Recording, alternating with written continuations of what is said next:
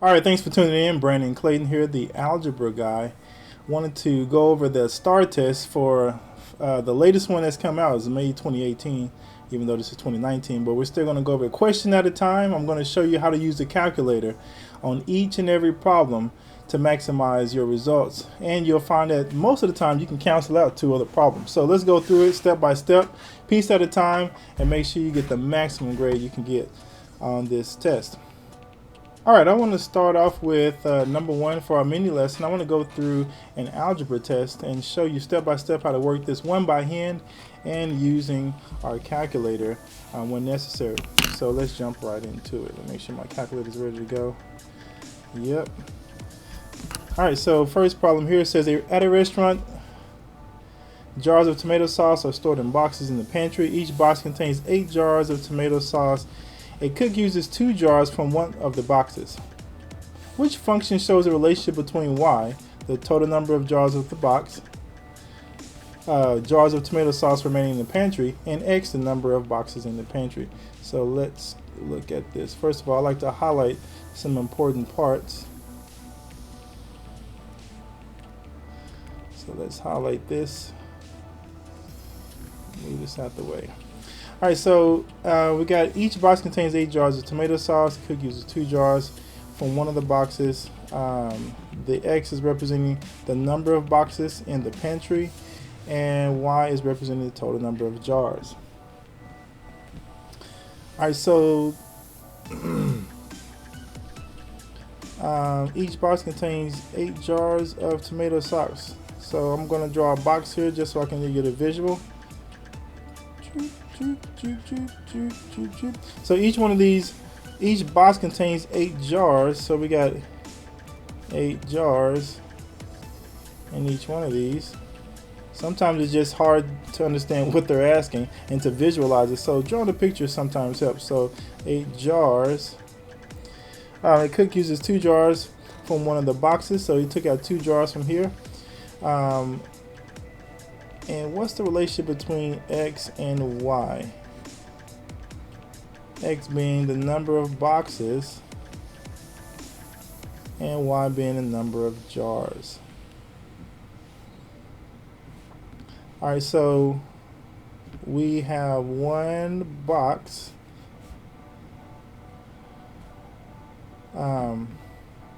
We have one box. I'm already looking at the answer because it's just making sense to me. We have one, but because he took out 2 of the jars, we know we only have 6 remaining. So we started out with 8 in this box, and then he took away 2 of them. So we know we only have 6 jars remaining. So what they're saying is that when we had one box, this represents our one box.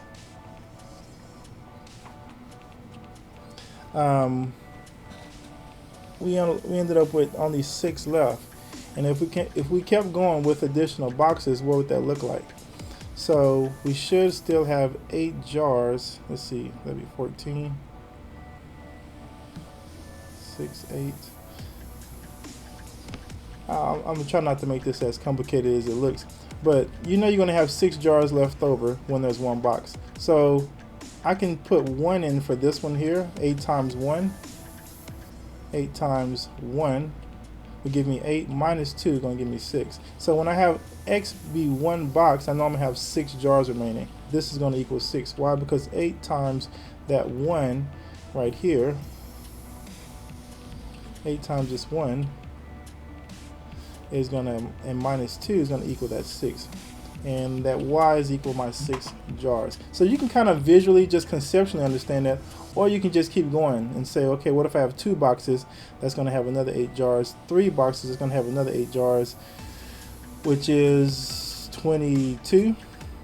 And you can find the equation for this by putting it in your calculator if you wanted to. This is going up by 8 for every 1. So it's going up by 8 for every 1. And so that means that's a slope of 8. So y equals mx plus b. So in this format, I know my slope is going to be 8. My y-intercept, what happens if I made this a 0? To find my y-intercept, That's anywhere my x equals 0. Well, I know when x equals 1 is 6, but what if my x equals 0? Well, if my x equals 0, let's pretend that a 0 is right here. That means we'll have to take away 8. Well, if you take away 8 from 6, you're going to have minus 2. So that's another way you can see it. There's one last way you can see it, but I think that's enough. You could put these points in the calculator and find it that way. But I think conceptually that should do it. So we can get to our other problems. Let me erase this and move on. Alright, number 2. Which expression is equivalent to this? Okay, there's a couple of ways you can work this. Which way you want me to do first? The easy way or the hard way? So actually I'll do both ways. I'll do one way. It's always good to know how to do each problem 2 ways. So if I take something like this and they want an equivalent expression, they don't want me to solve anything. A lot of times students look at this and they're trying to solve for something. You can only solve for something if it has an equal sign, but you can simplify an expression, as you can see from the answer choices. So they're asking, what can you factor out? So when I have this negative 28 x squared plus 35x, the first thing I'm going to look at are my numbers. If I just look at these two numbers, what factors do they have in common? Well, the biggest factor they both have in common is a 7. They both have a 7 in common. And if you didn't know how to find that, one way you can use the calculator to do it. Let's see if I can remember how to get there. Menu. We'll go to calculator first.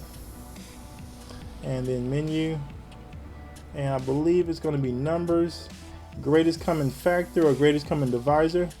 And we're going to plug in those two numbers. We want to know the greatest common factor of 28 and 35. 28, comma, 35.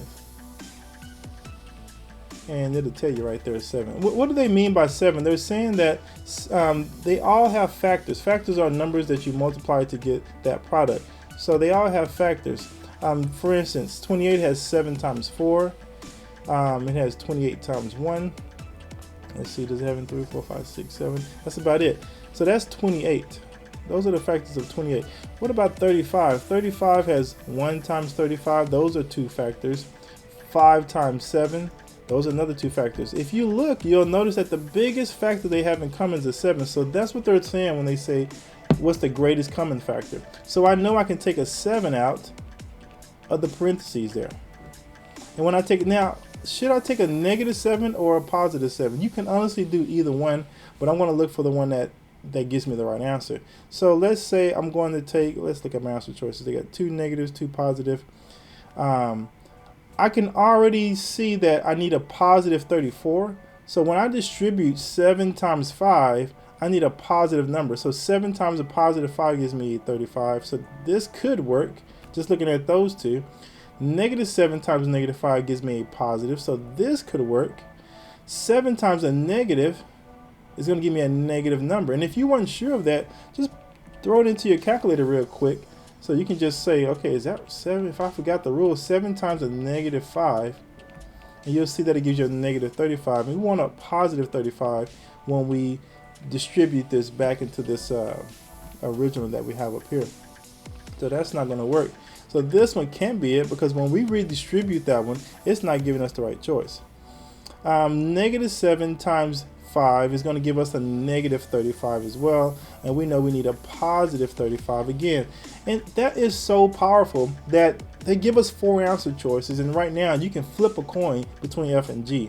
And most problems that are on the STAAR test are like this. You can or a lot of math tests that are multiple choice, even you can almost flip a coin and decide which one is going to be true. Now you don't want to flip a coin, but man, that makes it so much easier when you only have 2 choices, 2 reasonable choices to pick from, as opposed to 2. Now look, it gets even easier. You know, I did all this work about factoring out, but look, if you didn't even know how to factor out, just using common sense, or not, I wouldn't say common sense, but at least thinking about distributing.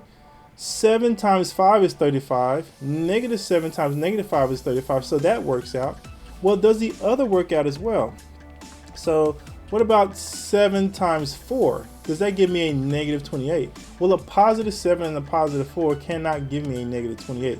I know that that cannot work. So now just looking at what I have left, negative 7 times 4 will give me a negative 28. Negative 7 times negative 5 does give me a positive 35. This is the only right answer. Now look, I'm trying to go through it and actually show you how to work the math.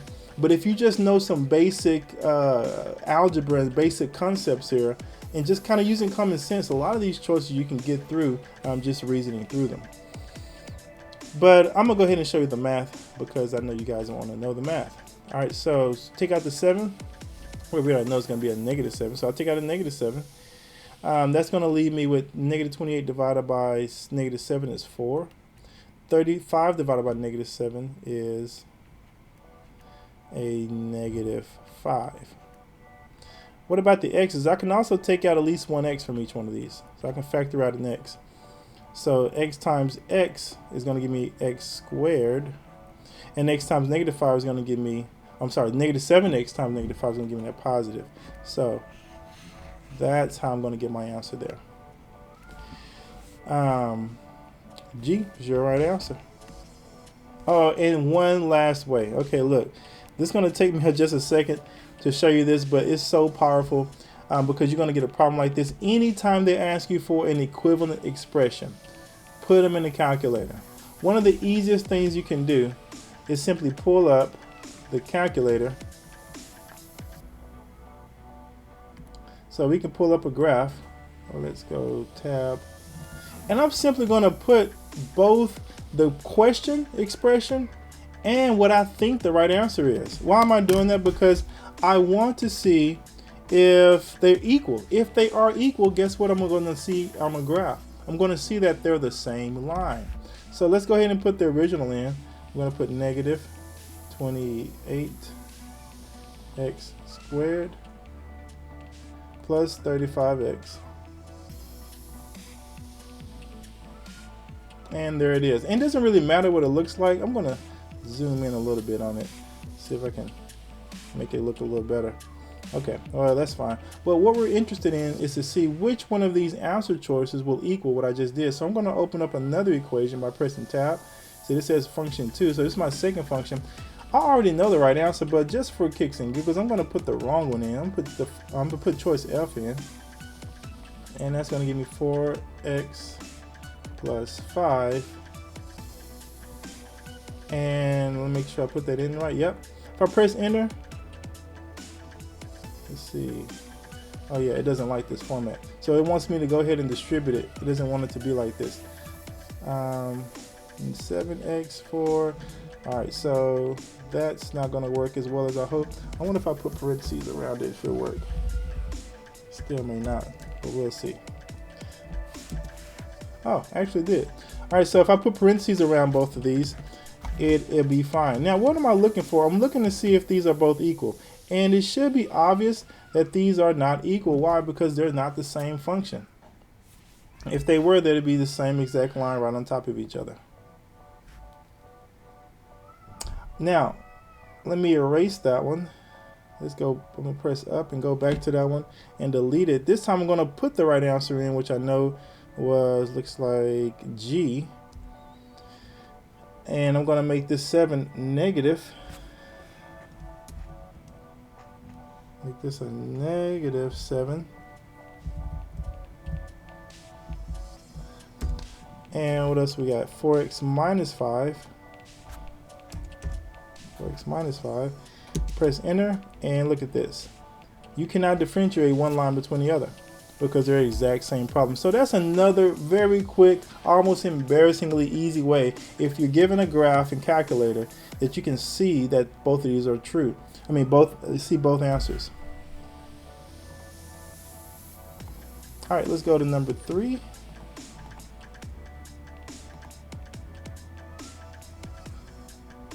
And I'll pause.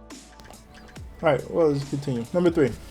Which graph best represents a system of equation that has no solution? All right, so system of equation, the big idea for system, if you forgot, is a system is looking at two equations and is interested in the point at which they cross. Now, For the most part, in Algebra 1, we deal with linear systems, so you're only dealing with two lines that cross somewhere. If you have in a situation like this, where you have a line and another line, if you're asking about the system, the solution, that means it has one solution. If you're given another graph and you have lines like this and like this, how many solutions does that one have? Well, this one's going to be said to have 0 solutions. Why? Because they have the same slope. That's very important to understand. They're parallel lines having the same slope. They're never going to cross. So you're going to say no solutions to this one. No solutions. I'm going to abbreviate. Solution. This is one solution.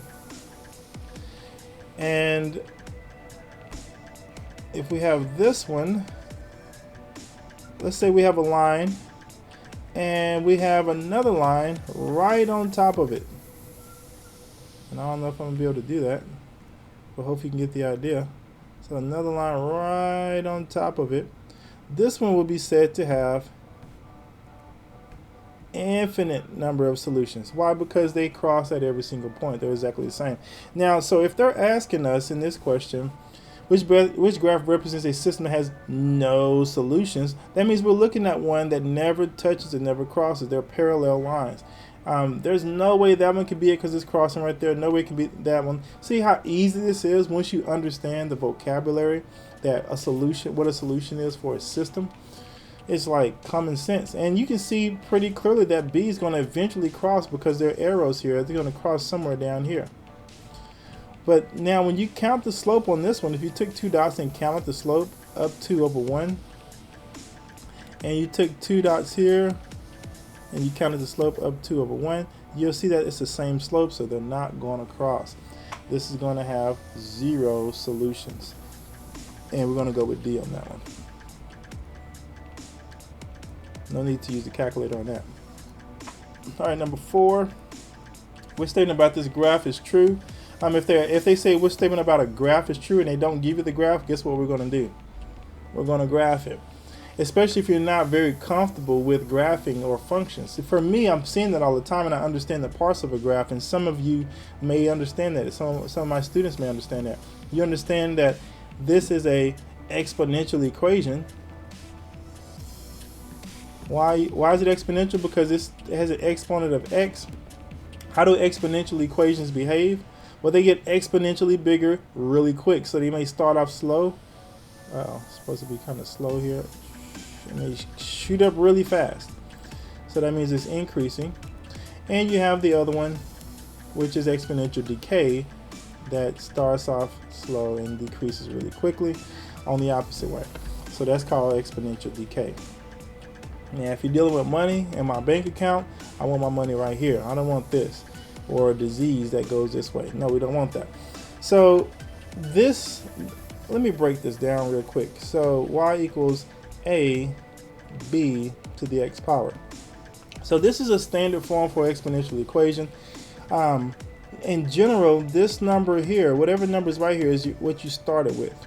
You know, so you started with some amount. Let's say, for instance, you had $100. You know, you started with that amount, and this b right here represents your rate that it's increasing or decreasing.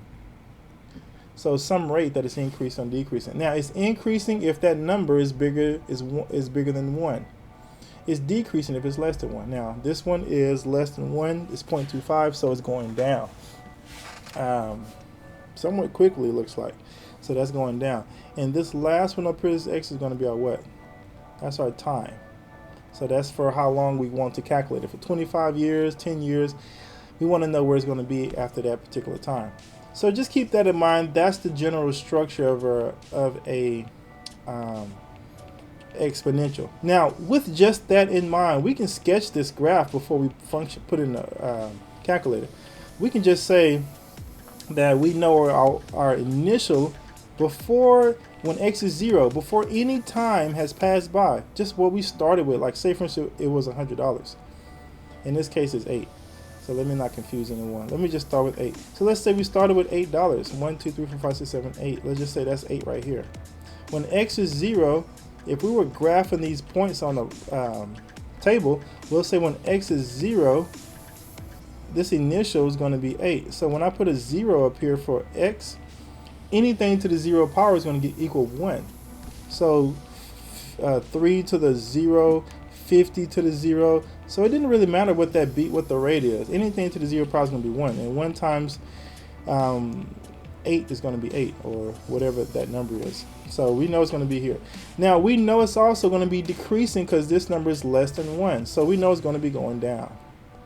Down, down, down. Now it's not going to actually touch the x-axis because it's not going to be possible for it to dip below the x-axis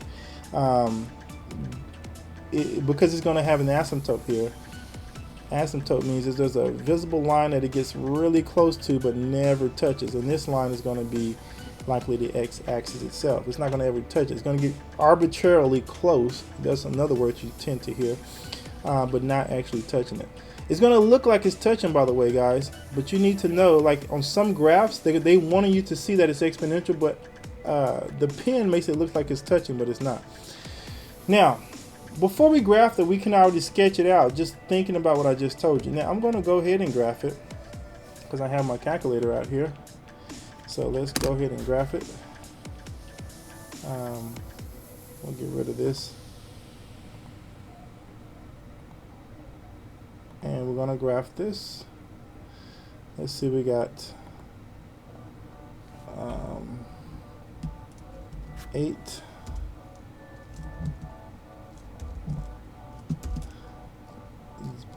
.25 to the x power. This little caret right here brings us up to the x. Put the x right there and press enter. Wow! Just like we thought it would look. And now we have this visual in front of us. Whether you sketched it by hand or put it in your calculator, I suggest putting it in your calculator since you're going to have a graphing calculator anyway for the most part when you're taking the algebra test.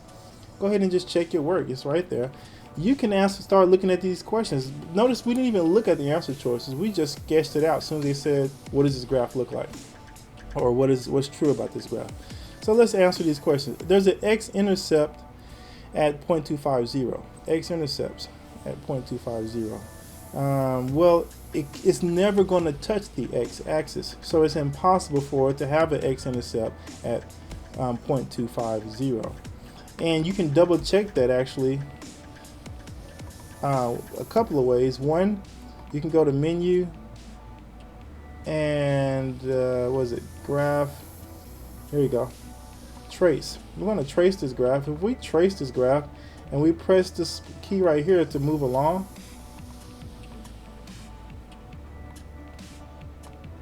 so we press this key to move along, we're looking at the x values.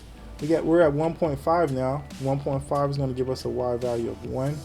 We want 0.25. Let's look around 0.25 and see what happens. So we got to go back actually, don't we? So 0.25, we're going up. And as you can see, the closer we get to 0.25, the further we get from the x-axis. So we're at 5 right now at 0.3. So there's no way we're going to be at 0. So that's just not going to happen. So plus it just intuitively don't make sense. And I know I'm spending a lot of time on the explanations because you're going to get problems like this. And if I can get you to understand that these problems are so stinking easy because you get the idea. Y-intercept at 0.8. Well, does it cross the y-axis at 0.8? Absolutely. That is the answer. There's an asymptote at x equals 0. X equals 0. This is one that students will often miss because it sounds so close to what we talked about in class. There is an asymptote at 0, but it's not x equals 0 because x equals 0 goes like this through the x-axis at x equals 0. This asymptote is actually at y equals 0, so that's why this one can't be it.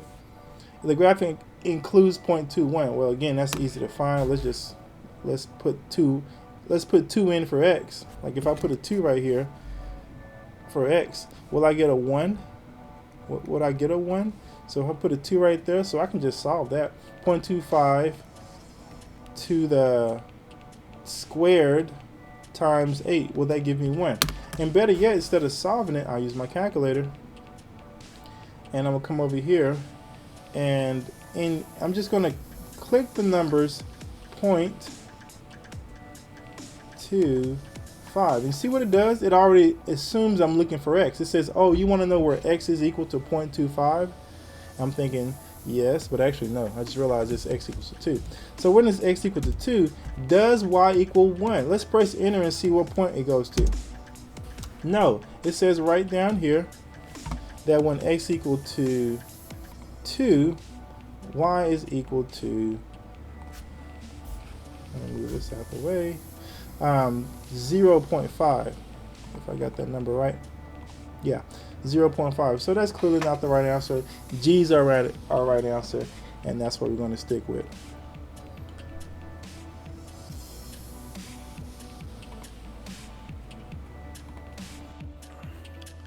All right, so what is the range of this equation here? Y equals negative x squared, negative 2x plus 3. So we got a vocabulary here. And if we can understand what the vocabulary word is, it's going to make this problem so much easier. So the opposite of range will be domain. So either you got domain or you have the range. Range is going to ask you about all the possible x values, while this one's talking about the y values. And now it helps to be able to know what this function looks like, so we can get a very good idea of what the domain or the range is. So let's pull up this on the calculator. So I'm going to delete what I already have.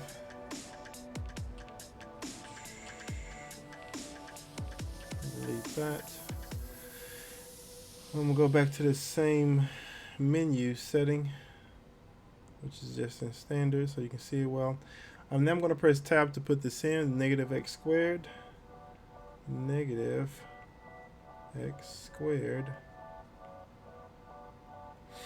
minus 2x plus 3, minus 2x plus 3. All right, so what does this look like? And it's coming up here in just a second. There it is. All right, so it's going to look just like this. I'm going to say something like this, but here it is. So what is our range? Well, let me go ahead and talk about domain since we're on this topic before I get to the range. So domain is going to be, what are all my possible x values? For this particular graph, if I follow this blue line, can I have an x value that equals negative 1? Yep, 1's right there. What about negative 2? What about all the points in between? Yep, everything in between negative 1, negative 2. What about negative 3? What about a 4? What's the highest, or actually in this case the lowest x value I can possibly have for this graph? Now you should say it's going to go on forever in that direction at negative infinity, because it's going to keep getting wider and wider. It's not going to straighten up at any point. It's not going to be a straight line like this, but it's going to continue to go out this way. And as you can imagine, the biggest x value is going to continue to go out this way. So this is going to be infinity. So my x value is going to be all real numbers. So x exists such that it's all real numbers, such that it's a real number. Any real number, every number between 1 and 2, and forever. What about the range? Well, let's think about what's the highest and lowest I can go. The highest I can possibly go on this graph stops at this point here. It can't go above 1, 2, 3, 4. So that's the highest I can go. What's the lowest? Well, the lowest is going to go, since this is a function here that's going to keep on going, is negative infinity. So it can be all my numbers that are from 4 and below. So everything, and we're talking about y values.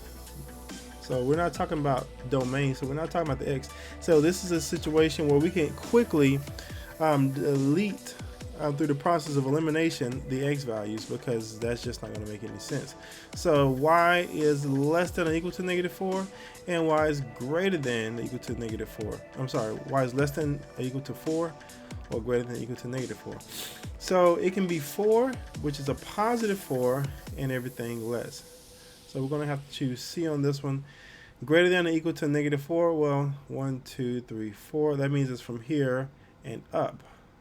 It's not everything from negative 4 up, it's everything from 4 down. So C is going to be our correct answer for that one. Let me delete everything here. and go to our next problem. All right, so we're looking at simplifying the expression. I'm going to clear my screen for when we need it again. All right, so which is the equivalent to 144k squared times r to the 14th, all to the 1/2 power for all positive values of k and r. So how can I simplify this? We're taking everything. First of all, we're taking all this stuff to the 1/2 power. That's the first thing we're looking at, because we can't simplify anything in here. I can't put 144 together with r or k in such a way as to simplify it, but I can take all this to the 1/2 power. That means 144 to the 1/2 power, k squared, all to the 1/2 power, and r to the 14th, 14 to the 1/2 power. So everything in here is going to go to the 1/2 power because of that parentheses. So what is 144 to the 1/2 power? Well, you can just put that in the calculator, and you should be on your way with that. So you can say 144 all to the, let's go to the 1/2. Let me put parentheses so it looks at the whole thing. You could put 0.5 here or 1/2, and it'll tell you that it's 12. So 1/2 is actually just simply saying, another way is 140, the square root of 144. So there's another way you can look at that. So that's actually square root of 144, which is 12 times 12. Your answer would be 12. What they're wanting you to know on this one is when you have an exponent that's going to the power of another exponent, how do you handle that? So you have this in this case, this base going to the power of this exponent. Let's just put that in the calculator and solve it. That's going to be 12, square root of 144. What if you have k squared to the 1/2 power? What do you do when you have 2 to the 1/2 power? So in this instance, how do you handle that? Well, you're just going to, with the rule of the power of exponents, you're going to multiply these two. So this is going to be 2 times 1/2. Instead of saying 2, you can just say 2 over 1. 2 times 1 is 2. 1 times 2 is 2. 2 over 2 is 1. So this is just going to end up being k to the 1 power. And we don't usually write 1, so we can actually just leave it just this way. What about this one here? 14 to the 1/2. Well, that's 14 times 1/2, because we're going to multiply our exponents. 14 over 1 is the same thing as 14. We're going to multiply straight across. 14 times 1 is 14. 1 times 2 is 2. 14 divided by 2 is 7. So this is going to give me r to the 7th power. So here's our answer there. 12k r to the 7th power. So all they really were looking for is that you were able to know the exponent rules, right? So know that the 1 power, the squared, to the 1/2 is going to be 2 times 1/2. Actually, I want to look at, so that you can know that what's available to you. You do have the, let me pull this up for you. You do have available to you the chart, right? So if you forgot, you don't actually have to memorize that, because normally you're given this, you're automatically given this. So if you look here, here's the rule that we're working with, the power of a power. So anytime you have a, which is some number, and you have it to some exponent, let's say it was 3, and you're taking that whole thing to an exponent, which is, let's say 4, how do you handle that? Well, they're telling you right here the answer. Just take that same power, that same base, 3, with m times n. So in this case, it's 3 times 4, which is 12. So that's what we were doing. We were taking these exponents, 4 times 1/2 or 2 times 1/2, and solving it that way. So use your chart to come back to, because they give that part to you. All right, number 7, the graph shows the height in feet of an object above the ground t seconds after it was launched from the ground. What's the best? What function is best represented by the graph of this situation? So the graph of t shows the height of a function. So we're looking for which of these equations go with this graph. This should be pretty simple, even if you didn't really understand how to necessarily do the math. But you do at least get what they're asking. They're asking which equation matches the graph. At the minimum, at the just downright bare minimum, one thing you could easily do is just put every equation into the calculator to find which one looks like the one you have here. Which one of those will have solutions or zeros at 0, 4 and a maximum at 264. So you could just put all these in your calculator until you figure that out. So that is an easy way to save you time. I'm not going to go through and do each one of those, but I would encourage you to. Let me show you a way that we could also work this. That's actually probably the easiest way, honestly. You could take each one of these and try to factor it so that you got the following look. So you got into both binomials, and one's going to be x, what is that, -4, and another one's going to be x, it looks like, because it needs to have a x equals 4 here, and another one has to be a 0, so x equals 0. So you may have this situation here. X times x is x squared. To check that one, and x times -4 is -4x.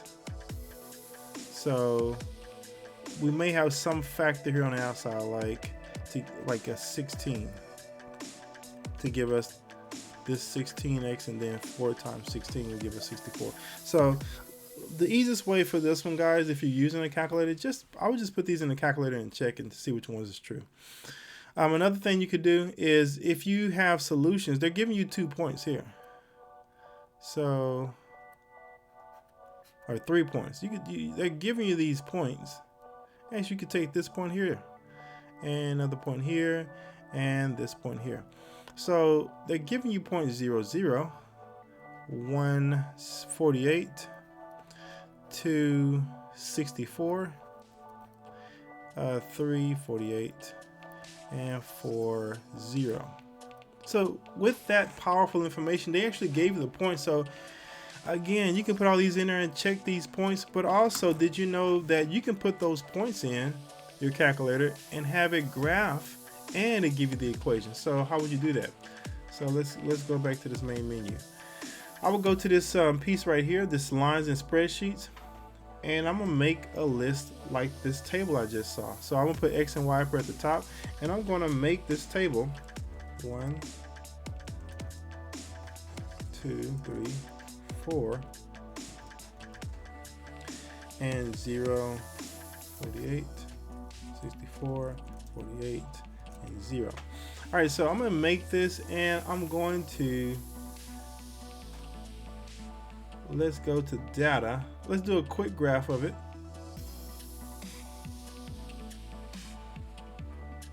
So here's a quick graph. I'm gonna click over here for this graph and say I want this side to be my Y. Down here I want it to be my X. And look at that, it's starting to look just like it. Matter of fact, at 2, there's a 64. You see that point? There's my 148. It looks just like it. Now, if I can get the equation of this would be so great. So let's see if I can do that. Analyze, regression, and I'm gonna look at, there's 3 that you're gonna work with here.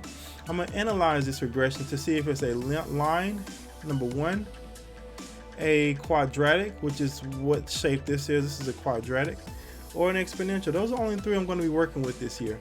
So I know that this is not exponential or a line, obviously, but it's a quadratic. So it's going to put a shape on it, and look at this. Look at what it did. It actually gave me the equation. So the equation right here, if you can see it, is negative 16 x squared. In this case, we're going to have a t squared, right? So all these have negative 16 x squared, and then plus 64 times x, or plus 64x. So it's not minus 64, it's not 128, but it's right here. And it's not that one. So they actually told me the equation that goes with that graph. Again, I'm going to go through those steps. I went to my spreadsheets, I put my points in, and then I said, let's look at the data. And we said, let's look at a quick graph of this. And it graphed it. Once they graphed this information, once they graphed it, I analyzed it, regression, and as a quadratic, and it gave me the equation that goes with that. So use the calculator to your benefit, or if you don't have this feature in your calculator, you can still plug these numbers in to each equation and see which one's giving you this right answer. So if you plug in 0 into the equation, 0 and the 0, you should get a 0 as an answer. If you plug in 1 or 2, 1 you should get a 48. If you plug in 2, you should get a 64. So you can just kind of plug and chug on this and check your answer. There are only 4 of them, and it's worth your time getting it right. Alright, let's move on to the next one. After I delete all this,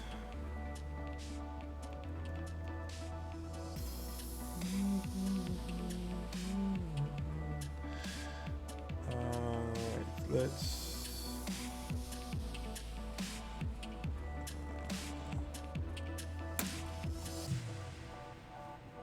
take this off.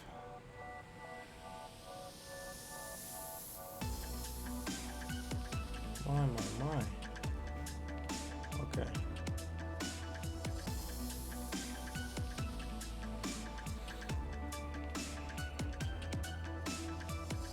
Let's go new document.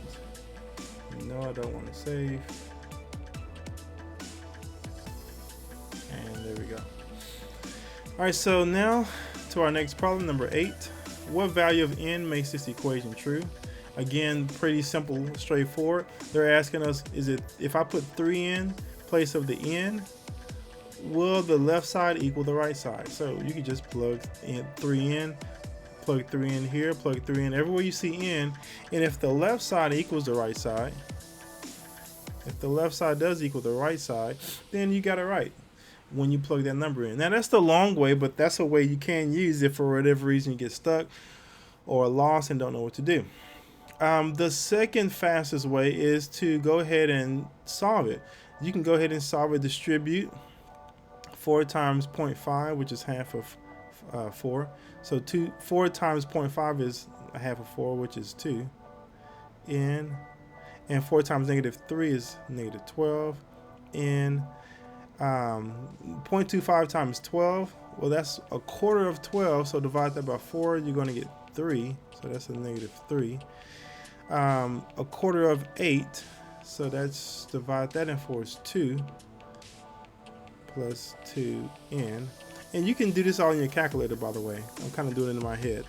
So you can say 0.25 times 12, 0.25 times 8, and these are the values you get. Put all my n's together right here, so I'm going to end up with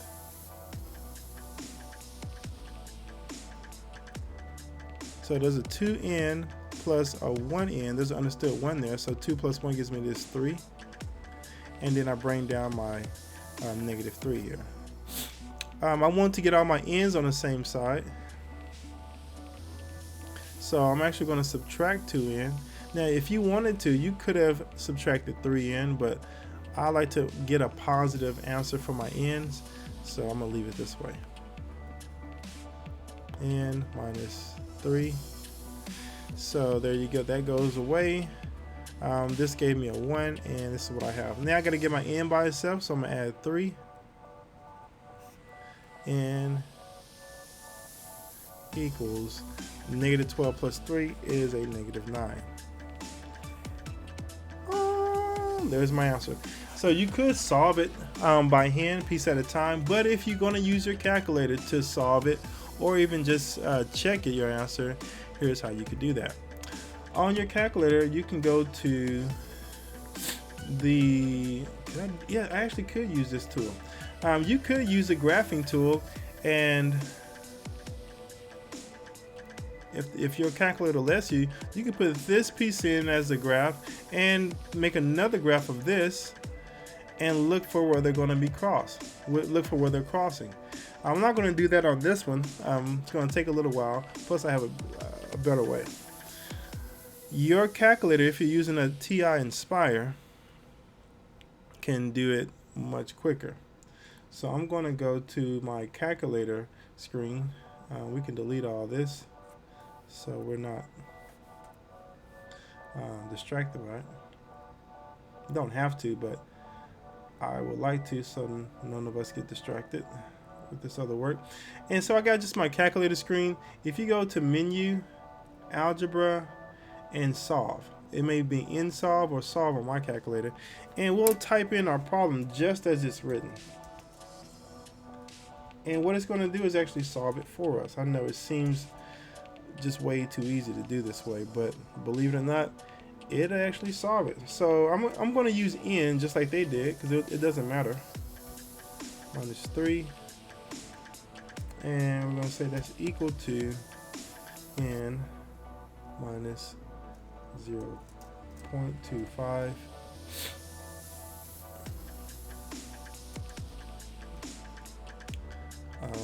parentheses 12 minus 8n close parentheses. Alright, I'm gonna double check to make sure what I wrote is the same thing that they have, because that's the only way I can mess this up. Oh, there's another way too. Once I put all this in, I need to put comma n. That's the way I'm telling the calculator to please solve for n. If I would have put x there, I would have put comma x. But in this case, it's an n. I'm gonna press enter, and look at this. They actually tell us that in this case, for this to be true, n must equal negative 9. Isn't that what we got? Isn't that one of our 4 choices? How beautiful is that? So if you have an Inspired calculator and this feature is enabled, you could also do it this way. Again, you could also graph both of these. I'm gonna go ahead and do that. So you can graph it. Sometimes it doesn't like this format, but we're gonna see if it'll take it to 0.5. And this time you will have to make that x, because it's not gonna understand n. So that's one graph. Make sure on the left side of the equal sign, and you press enter, and you're gonna get another graph of the right side that will make that x minus 0.25. 12 minus 8x. Let's make sure I put that in right. Yes, and it may not like it like this, but we'll see. Yeah, great. So we got 2 lines, and to get our answer, what do you think we're looking for? We're looking for where these are going to be equal, so we're looking for where they cross. So I'm going to drag my screen up like this to where they cross. If you didn't know how to do that, you can just hold the middle button on your calculator, and it'll give this little hand sign, and just scroll your finger up. You could also zoom out, so you can go to menu and zoom out. You can do a few different things with your zoom that can get you there. But I see where they cross right here, and I'm going to analyze this graph for an intersection, and I get this dotted line. I'm going to click on the left side, and I'm going to click on the right side of that point, and it's telling me here's the point by which these cross.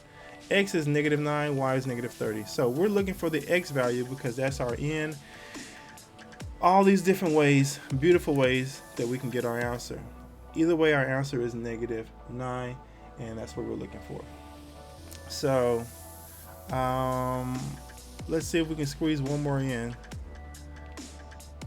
before we get out of here for this time. So let's look at number 9. I'll erase this. Sure, yes.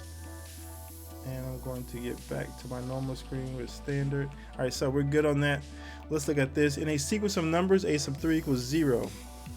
A sub 4 equals 6, a sub 5 is 12, a sub 6 is 18, a sub 7 is 24. Based on information, which equation can be used to find the nth term in the sequence? So this sounds really confusing because of where they're talking, but what they're saying is that you have a sequence of numbers like 2, 4, 6, 8, 3, 6, 9, 12, whatever. You have some sequence of numbers that's following a particular pattern, and they're giving you that pattern. They're saying a sub 3, which is meaning this is the third term in that pattern. So I'm gonna put a 0 here. And the next term after 0, there's a 6. That's the fourth term. Now there's two other terms before this that we don't really know yet. So let's just take the ones they give us. So this is our third term. This is our fourth term. Our fifth term is a 12. Our fifth term. Our sixth term is an 18, and the seventh term is 24. So you get the idea. If it keeps moving like this, what can we know about the equation so that we can find a sub n, the nth term? That means any term that we replace, like the 17th term. So a sub n, any number that I can put there. So they really want equations that can break this pattern. Well, which one is this going to do it? Well, hopefully you're thinking about a line in this case. So just seeing the pattern that is going up 6 every time. So it's going up 6 plus 6 plus 6. And if you think about slope-intercept form, for instance, y equals mx plus b, you'll realize that these all are in slope-intercept form. So some number times a variable plus that y-intercept. And you'll realize it's going up by 6, so that's my slope, because it's going up by 6 each time. It's not going up negative 6.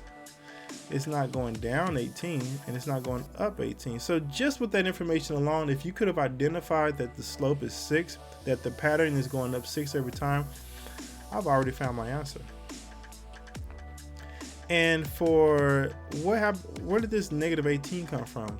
That means, what if x was 0? Or in this case, the nth term was 0. So I know my third term was 0. So my second term, what is my second term? What is my third term? What's my 0th term? 0th term, first term, and second term. So if I go back now, that means I'm gonna have to go back to negative 6. If I go back some more, I gotta go back 6 more to be negative 12, and 6 more to be negative 18. Negative 18. So at my 0 term, I will have 18. So that's like my y-intercept. So now you can see why this equation is true. But I didn't even need to go all the way back to 18, because just finding that slope, or in arithmetic sequence terms, they call the common difference, was a 6. And that was the only one that had that. So that is it. All right, let's continue our discussion as we pick up with number 10. It says the value of y varies directly with x. If x equals 3, then y equals 21. What's the value of x when y equals 105? So the key to solving this one, let me get up my drawing tools here. So the key to solving this one is understanding this idea of varying directly. So when you have something that's varying directly, what they're saying is that if you have a y, you have some number that's being multiplied to x. So it's in this format. If it's varying indirectly, that means, let me start over. If it's varying directly, that means as x gets bigger, y gets bigger. If it's varying indirectly, you're going to have the opposite effect. As x gets bigger, y gets smaller. So in this case, we're varying directly, so it looks like this. Y is going to be 21 equals some number being multiplied. Let's see. I guess I'll put the 3 first. So some number being multiplied to this 3 to get a 21. And that number is not going to change. So we know it's going to stay in this kind of setup. Some number multiplied to 3 to get that 21. Well, we can kind of look at that and get the idea. 21 divided by 3 is 7. So that's going to be a 7. That's going to help me in my next part, because it says, what's the value of x when y equals 105? So what if y was 105? Well, we already know we're multiplying something by 7. We know that number is 7 now. So all I gotta do is take 105 divided by 7. Let's see if that'll work it out for us. So go to our nifty calculator. And we're gonna do 105 divided by 7. And it's 15.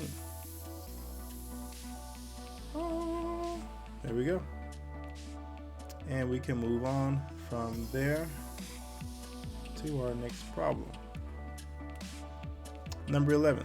All right, which expression is equivalent to this? Again, if anytime you see something saying it's equivalent expressions, really one of the easiest ways to do it if you're using a calculator is put this expression in the calculator and see which one of these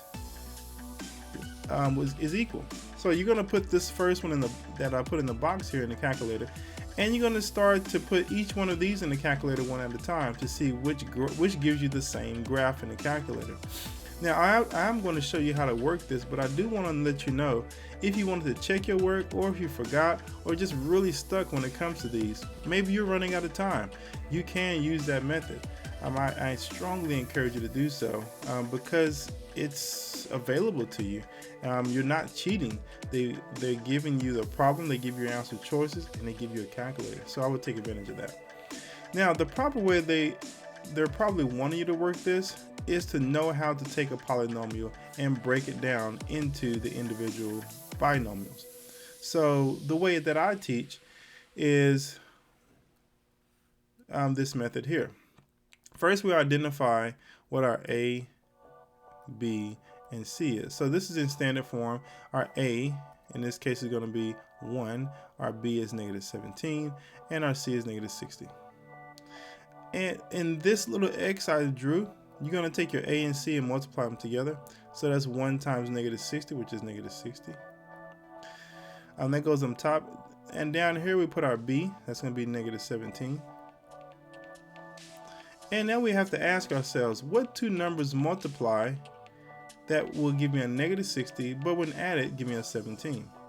And the way I like to teach this is, instead of thinking about random numbers, just find a pattern or a process that you can use to figure this out. So 1 times 60. Let's get all the factors of 60. 2 times 30. 3, does it have a multiple of 3? Yep, 3 times 20. Is there a 4? I believe so. 4 times 15. And 5 times, what is that, 12? 6 times 10. And no 7, 8, 9, 10. Okay, so now we're repeating. So I think these are all the factors of 60. So I know that all these multiply to give me 60, but which of these same pairs can add together to give me a 17? Add or subtract, right? To give me a 17. Well, it can't be this one, because that'll give me 59 or 60 if I add or subtract. It can't be that one, because that's not going to give me 17. This one could give me a 17. This one can't. This one can. This one cannot. So I have two choices I can use. If I subtract 20 minus 3, I can get a 17. If I do 12 plus 5, I get a 17. So we're going to try each one of those and see which one actually works given the signs that we have. Alright, so let's try first 3 and 20 since that came up first and see if that works. So if we put a 20 here and a 3 here, and we wanted to add these two together to get a negative 17, this would have to be negative. So let's ask ourselves if this works. Is negative 20 plus 3 negative 17? Yeah. Is negative 20 times 3 negative 60? Absolutely. So this actually does work. Well, what about the other one? Will it work also? Well, let's check and see. I doubt it because it's unusual that you're going to have two of these. So let's check and see though. If I let me use a different color. Let me make sure we're differentiating that. All right, so let's say we use 5 here and 12. So what signs must my 5 and 12 be to get a negative 17? Well, they both have to be negative to add together to get a negative 17. Well, now when I multiply them together, would it give me a negative 60? Nope. It's going to give me a positive number. So that's why it's not going to work. So we're going to stick with the 3 and 20. And what does that mean? That means now, since I have a 1 in front here, if we have a different number other than 1, I would have used what we call the box method, and we'll try to figure what this is. We'll go ahead and put in our x squared and negative 60, and we'll figure out what these two numbers are. But I'm not going to do that. I'm not going to get into that because we have a 1 here, and I automatically know that this is going to break into those two factors, the ones that we just came up with, x minus 20 and x with a plus 3. And it's that simple. X minus 20, x plus 3. If you wanted to have a quick check to see which one of these you can eliminate, what could you do? Well, we know that when we use FOIL, right, we're going to multiply x times negative 12. Negative 5 times x, negative 5 times negative 12. That's using FOIL. FOIL means the first numbers, the outside numbers, the inside numbers, and the last numbers. So that's FOIL. It's kind of another level of distributing. If you just kind of glance at this and we're thinking about it this way, you could cross out some of these pretty quickly. And I love being able to do that if you just get stuck and you just want to cancel out something. Well, if I look at this last here, negative 5 times 12, that's going to give me a positive 60. I know this can't be true because my answer choice should have a negative 60 in it, so that's not going to give me the right answer. This negative and this negative is going to turn into a positive. That can't give me a right answer. So the only two choices was A and D, just from that quick of a glance. So use that type of knowledge to help you move forward. I'm not going to use the calculator to show this, but you can put it in your calculator to show the same graph if you wanted to do it that way, if you want to check your answer. All right, number 12, they give us a table and a graph, and they're asking us to make a prediction about how much the baby is going to weigh in so many weeks. So we got what is the prediction of the percentage of baby rhinoceros body mass that should be used to determine the amount of food given at each feeding when it's 25 weeks old. So we got 12 weeks, 14 weeks, 16 weeks, 18. So we can kind of guess here, right? So a lot of students would do that. We'll kind of guess. We'll say that's about 22 there, about 24, maybe 25 here. And if we can kind of keep this thing going, if I made a line, if I drew a best fit line, and that's not the best fit, is it? But I'm gonna try to draw it. So that's not the best fit. Let me. Maybe that's pretty good right there. So I'll draw a best fit line,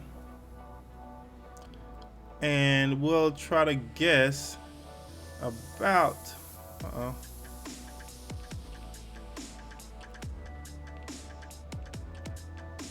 we go. We'll try to guess about where we would end up. So that's a guess right here that I'm doing. And you don't have these tools on your test when you take it, so but you still can use a straight edge of some sort and kind of get a good guess. There is so you can guess and use that guess to cancel out some choices, so you know it's going to be around 5 or less. So it's probably not going to be 8, and it's not probably going to be 2. That looks too low, and it's definitely not going to be 10. Oh my goodness, just from canceling out some of these choices, we only end up with a 6%. That one that just makes sense. It can't be high as 8. That was the closest one to it.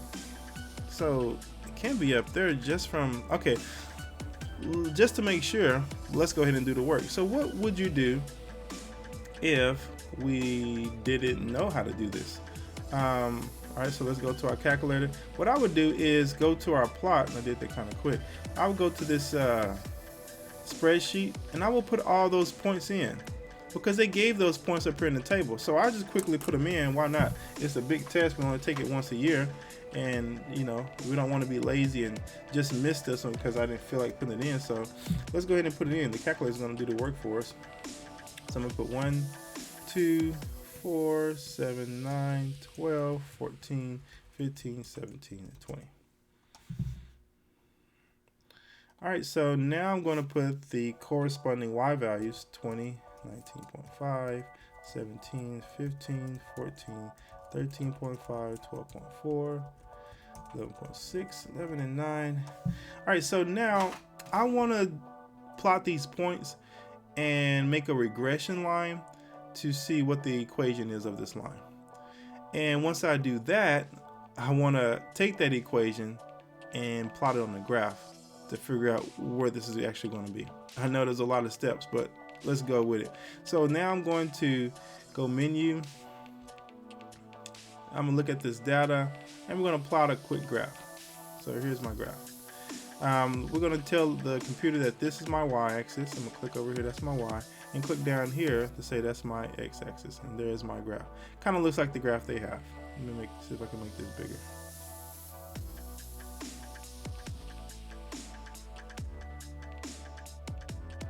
Alright, so that's what we got so far. I'm going to erase this, even though those are some beautiful lines. What a good guess. And we're going to see if we're actually right according to the data. So now with this piece, I got these points plotted. I want to make a regression line. I want to analyze this, and I wanted to make a line to see if it kept going in this direction, what it would look like. And it wants to give me a equation. Okay, that's not helping me see the equation. Just have to write it the hard way. So it's telling me this equation, negative 0.54448 and all this, x plus 19.802, and you see it that way. So what I'm going to do is copy that down somewhere, and I will write this. Let's see, I'll just write it over here. So we'll write this y equals negative 0.5448168x. I'm not going to go all the way with it. We're going to get just enough numbers because it says just a guess that we're making. We're making a pretty good prediction. And the rest of this is going to be plus 19, I think that's 0.8. Yeah, 19.802. So that's 19.802. And that probably is enough numbers. 19.802, let's say 65, since we just got 2 more numbers. 19.802, 65. All right, so now I'm gonna go back to my graph. Go back to just my regular graph. And I'm gonna put this in. Negative 0.5448168x plus 19.80265. All right, so I know that's a lot of steps and kind of meticulous, but again, it's worth it. This is a sometimes it's a 4-hour test as a STAAR test. It's worth putting the work in. So you want to take it again, make sure you get it right. So we're going to plot this line. We don't see the line, that's okay. It's because the graph is zoomed in too closely. We're going to do menu, and we're going to zoom in, and I'm going to say zoom in to fit the data. Let's go look for, there it is right there. All right, so I want to know where it is going to be 25 weeks. So one way you can do this is go menu, graph trace. Where is it? There you go. Trace and graph trace. Now once it's in graph trace mode, I can just press a number and it's going to look for the X value at that point. So I'm going to type in, since we want 25 weeks, notice it just pulled up X equals 25, which is asking the question, what is the Y value when X is 25? Which is the question I really want to know. So let's find out. Moment of truth. There we are. Do you see it? When X is 25, Y is going to be 6.1822. Now let's go back to our problem and see what that means for our problem. Bring that back down to size. And just as we imagined, just as we speculated, the closest one was 6%. It was 2 was too low, 8 was too high. So just from kind of sketching it that we got that, and that actually ended up being the right answer. So that's how you would do a problem like that using the calculator. All right, number 13, what are the domain and range for this one? This is pretty simple. If you know what this graph looks like, this is f of x is the same thing as y. So what does y equals negative 37 look like? Well, most students are going to want to think of the y-axis and draw a line that looks like that, but anytime it says y equals something, that means all the points on that line have a y value of negative 37. So the line must be down here. Let me get a different color, make sure we can see it. So the line must be down here, and it's crossing at a point that's negative 37. And how can I remember that? Because every point on that line has a y value of 37. For instance, this point may be 2, negative 37, 3, negative 37, 4, negative 37. All the y values are negative 37. That's why we just call this line y equals negative 37. Has a 0 slope, and all the y values are negative 37. So what do you know about this line? Now that I see it, well, the domain of this line, what are all the x values? What's going to go on forever in both directions for x values? So it should be all real numbers. So now that I know that, I can go ahead and start to cross out answers that don't show that. Look, answer choice A says all real numbers greater than or equal to negative 37. Nope, it needs to be all real numbers because it's going to go on forever. The domain is just negative 37? No, it's not going to be just negative 37. That means it's just going to be at x value of negative 37, and that's the only place it's going to be. No. Can't be B. Domain is all real numbers. Yeah, that's what we're talking about. I'm going to put a check next to that one. Not necessarily that it's right, but that is the right answer for domain, and D shows the right answer for domain. All right, so it can't be A and B for obvious reasons on the domain. Now, what else can we decide? The range. Well, the range is saying, what are all the y values? Well, how high and low can this go? It's not going to go anywhere. The only height it can ever get to is negative 37 for the y, and the only depth it can get to is negative 37. It only can be negative 37 as a y value. That's what we just discussed. So here is my answer. All real numbers for the x, but only in negative 37 for my y. All right, let's move on to our next one. Number 14, the graph of the quadratic function p is shown.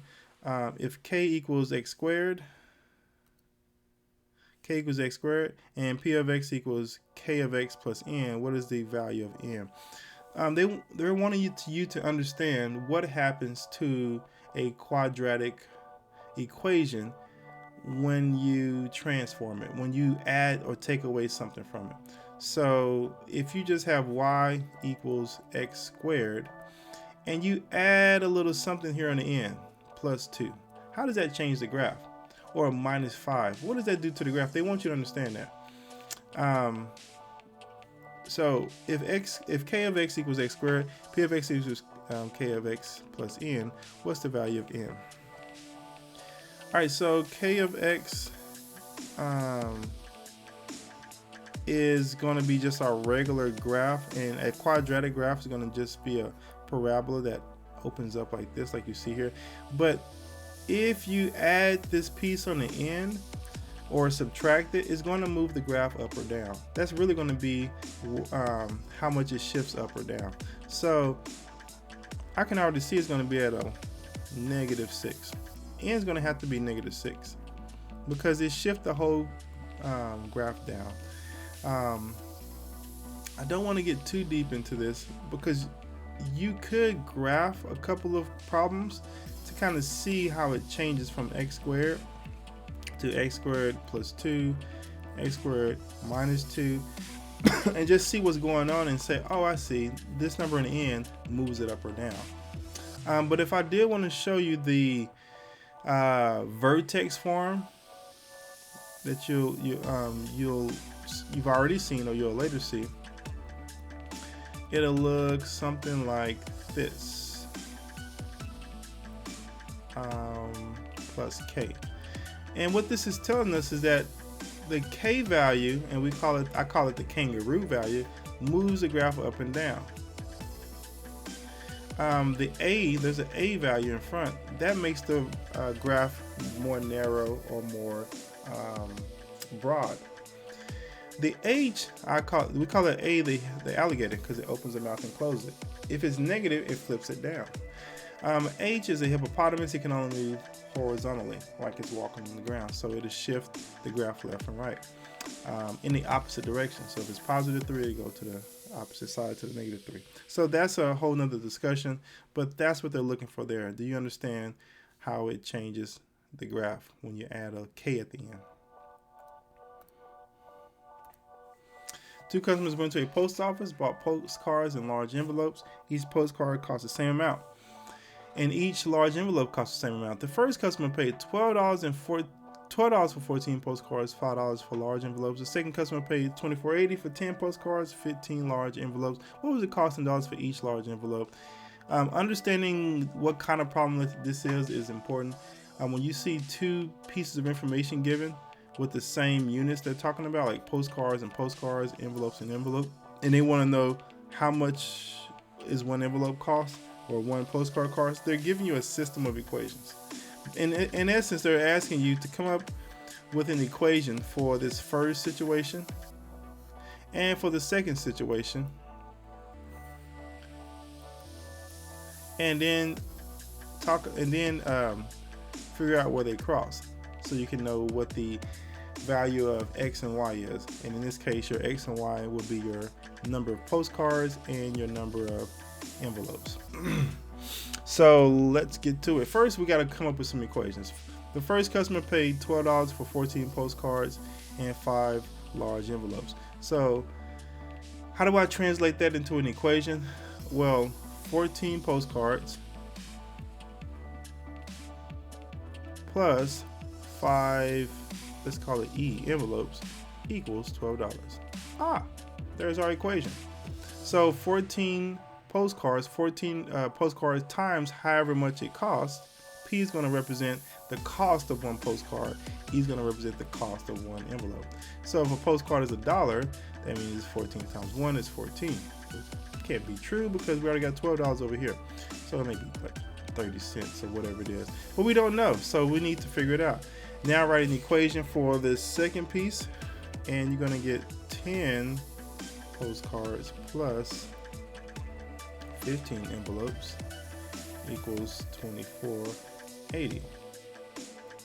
Now, there are a few ways you can do this by hand, but we have a calculator. And there's a cool number of ways you can do this using our calculator, and I'm going to go ahead and do it using our calculator. So I'm going to show you first the quickest way. All right, in your calculator mode, you can just go to Menu, Algebra, and Solve System of Equations.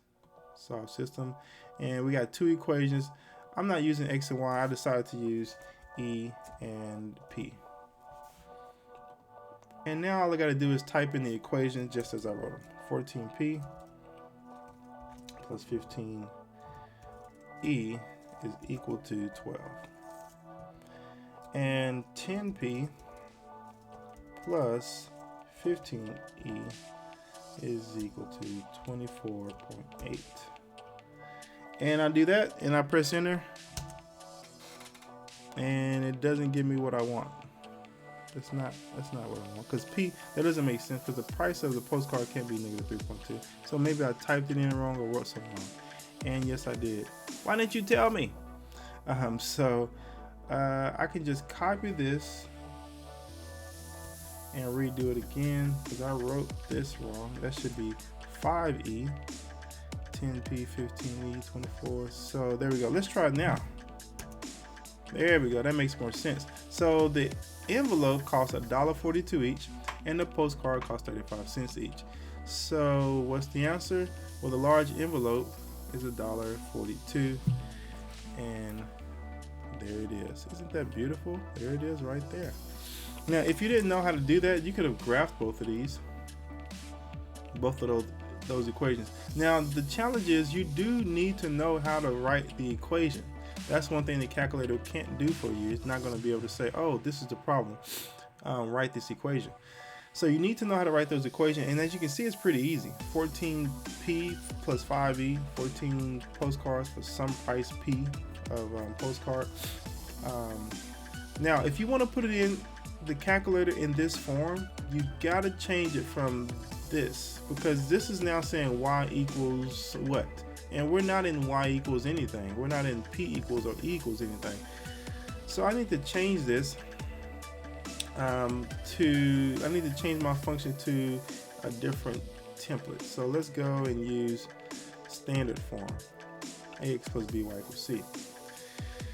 And I'm going to make my p's x. So I'm just going to say 14x and 5y equals 12.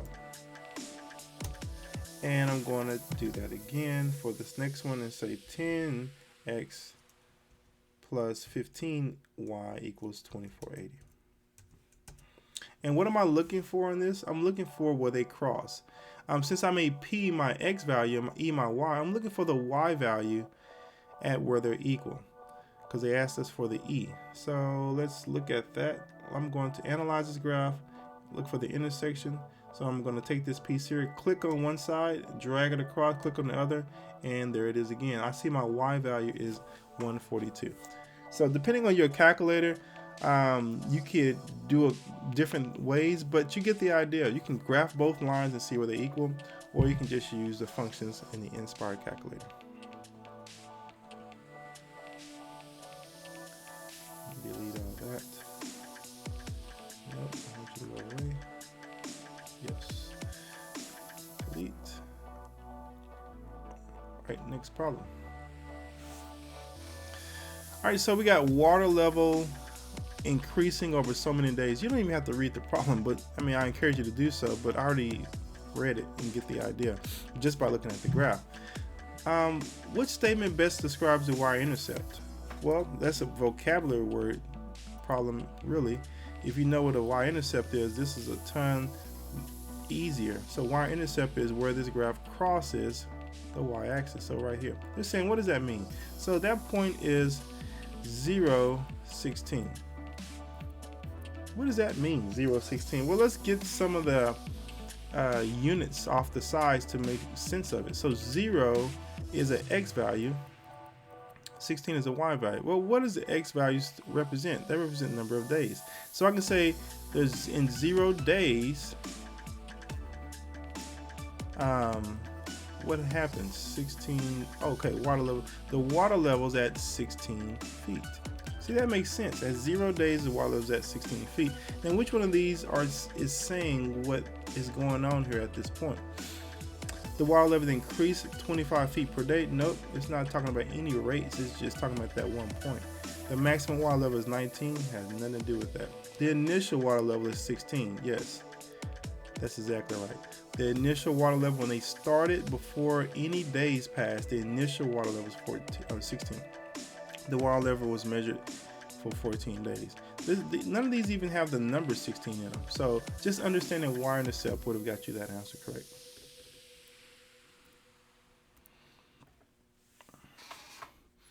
All right, there are 1,024 players in a tennis tournament. Each round, half the players are eliminated. Which function can be used to find the number of players remaining in the tournament at the end of rounds? Looks like we got an exponential problem. So we started out with 1024. That's our initial. Again, the formula for exponential, the parent function, if you will, looks like this. And you're going to have a couple ways to write this. I'll write it this way: 1 plus your rate to the x power, or you could have it y equals a b to the x, where b represents this whole thing in the equation. And what I mean by that is when you say 1 plus your rate, it's just your b. It's just saying we're going to add those together.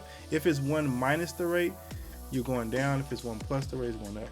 If that rate is greater than 1, it's going up. If it's less than 1, it's going down. So in this case, we know what's happening is, are the numbers going up or down? Well, in each round, half the players are eliminated. So I should have a rate that's going down. So the numbers have to be less than 1. See, now it's easy for you to understand that now, right? Because we're talking about it.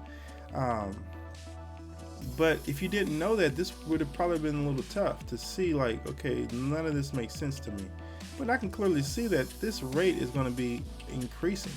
So the graph of this one is going to be starting at 1024 and going up. But this one's less than 1, so this could be a possibility, and this could be a possibility. This one cannot, because it's bigger than 1. It's slowly going up, but it's still going up. All right, so which one is it? Is it D or B? Well, we're decreasing by half. Well, 50 cents is half. 0.5 is half, so I already know this is going to be the answer. Now, if you didn't know that, you could graph the B and D, or all of them for that instance, and just kind of think, well, what should be happening to this graph? And when you graph them, you'll start to see that it's starting at 24 and it's either gradually going down or quickly going down or going up, and you'll say, okay, this can or cannot be it. Another way you can think about it is just to kind of get a few points to think about what's going on here. When x is 0, it should be 1024. Everybody has that, so that's not a problem. Now, after one round, it should decrease by half. So what's half of this? 512. So if you put any of these equations in your calculator, your next table, and you pulled up the table, your table should read like that. And then you should say, on the next one, I should have half of that. So what is that going to be? 206? 200 and, no, not 6. What is 512 divided by 2? 4, 1, 5, 10. So that's going to be 6. 256. I should have knew that. So 256. I'm looking for these points, just common sense, or just thinking through that problem. Is just saying, okay, half the players each time. Well, I know how to do half. Just keep dividing by 2. And you think through it, put these equations in your calculator and pull up a table. Okay, some of you guys are probably thinking, what do you mean by that? So I want to make sure I do that, at least for maybe B and D. So I'll try it with B, since I know that's the right answer. I'm gonna go back to my original type of graph, and we're gonna put function. And I'm gonna put this in 1024.5 to the x power. The x power. There we go. And you can see it going down, but 1024 is way up there, so you can't really see it that well. Let me zoom in so you can kind of get an idea of how it looks. So, man, that is way out there. Okay, 1024 is right down there. Let me get a better zoom. So you get the idea though, right? So it's 1,000. I don't want to change my graph too much so you can look at that. But if I wanted to know, are these points in there, I could do one or two things. I could graph trace it. Trace. And now I'm in trace mode. I can just click on 1 and press enter, and I should have 512. And I do, look at that. And I should be able to press 2, and I have 256. Or I could have just pulled up a table, menu, table, split screen, and see that this table, oh, beautiful. It matches the one that I was creating. Now that wouldn't have happened for any problem, because I could have changed this like I'm about to do now. If I change this equation and made it 0.05 and press enter, watch what happens to the numbers. So now these aren't the same numbers. Now I have 1 is 51.2 and 2 is 2.56. So those do not match this problem, and it can be it. So that's why I would choose answer choice B. Alright, let me go back to my standard look here and delete my graph.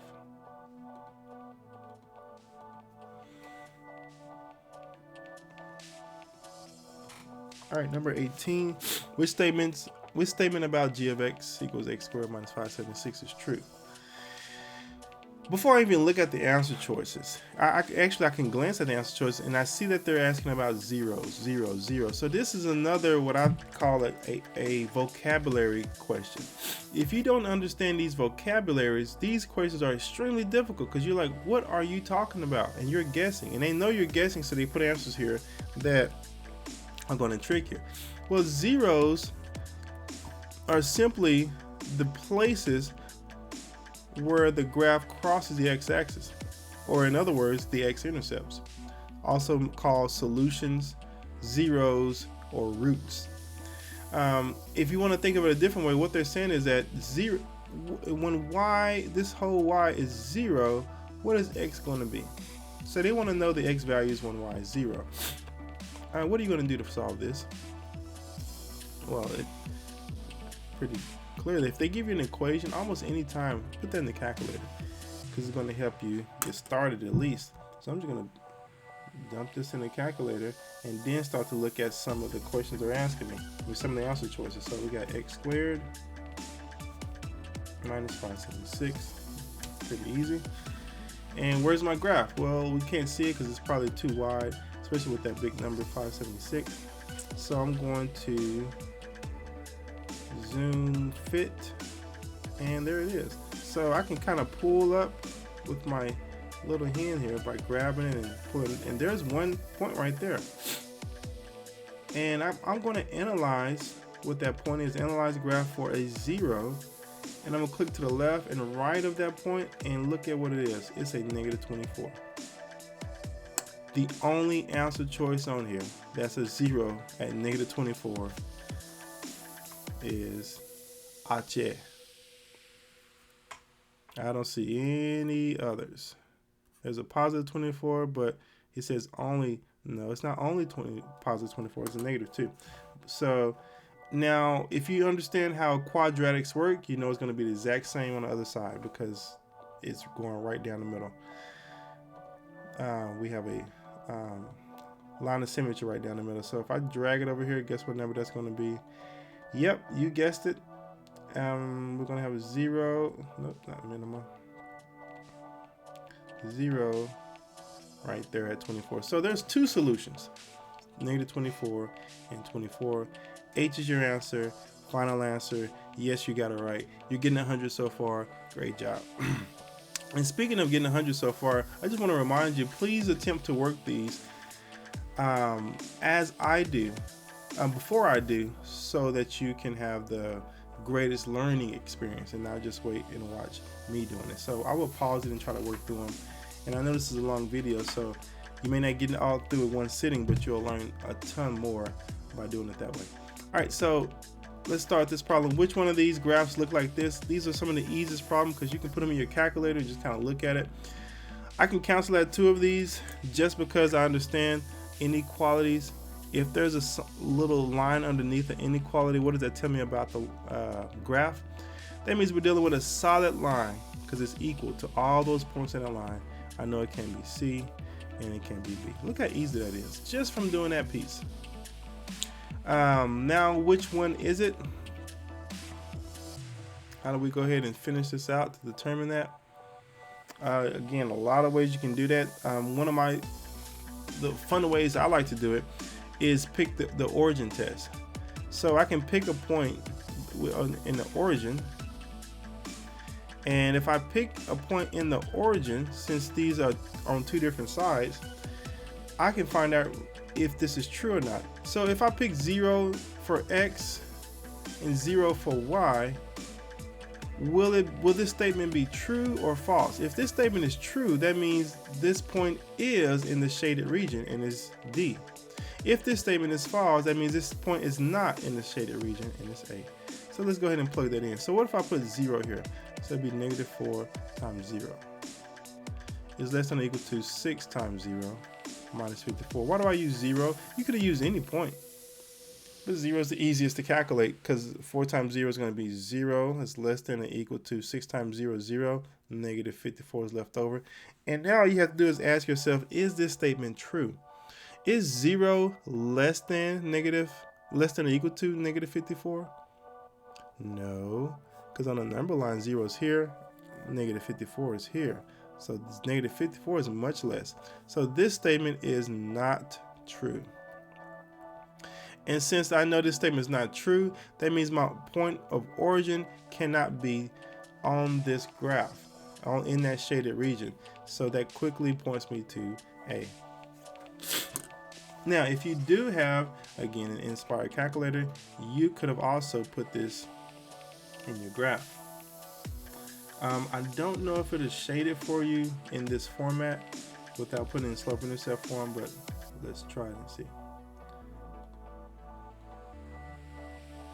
All right, so I'm gonna get back to delete, yes, back to standard form, and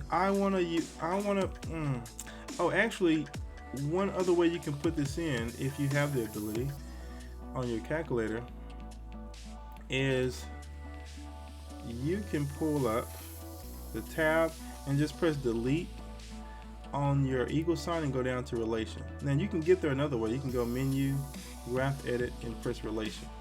And this is nice because it allows you to put in the equation just as it is. So I'm gonna type it in. This sign should be here where the equal sign is, control enter, and that's gonna be less than or equal to 6y minus 54. Press enter and look at this, guys. Look at this. Come on. Does it get any easier? I just typed it in. So knowing how to use the calculator will save you a lot of points, a lot of time, and a lot of hair from being pulled out your head. All right, so I'm gonna erase that and go to our next problem. All right, let's jump to number 20. Number 20 says, given f of x, 1/3 times 4 minus x squared. What's the value of f of 16? The biggest challenge with a problem like this is understanding what that means, understanding this notation.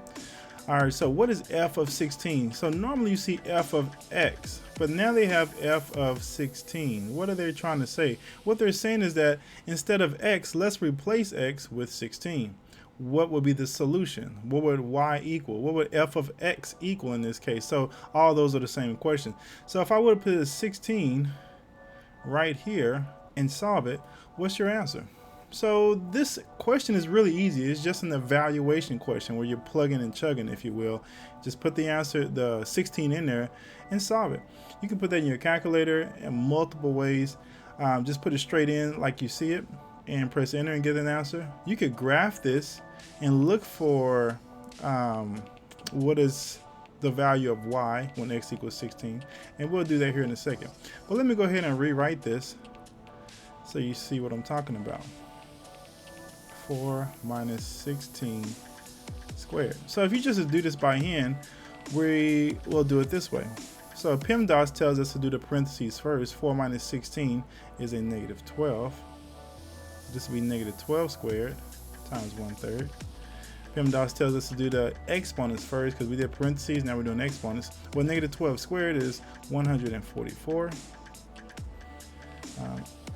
And that's going to be times 1/3. And why is it positive? Because negative times a negative is a positive. And now we just got 1/3 times 144, which is the same thing as 144 divided by 3. And that would give us 48. So you could do that quickly by hand. You could check your work or just decide I'm going to work it on the calculator by doing it this way. So we'll put this equation in as it said originally. And I'm going to try to write the fraction part just the way you see it. 1/3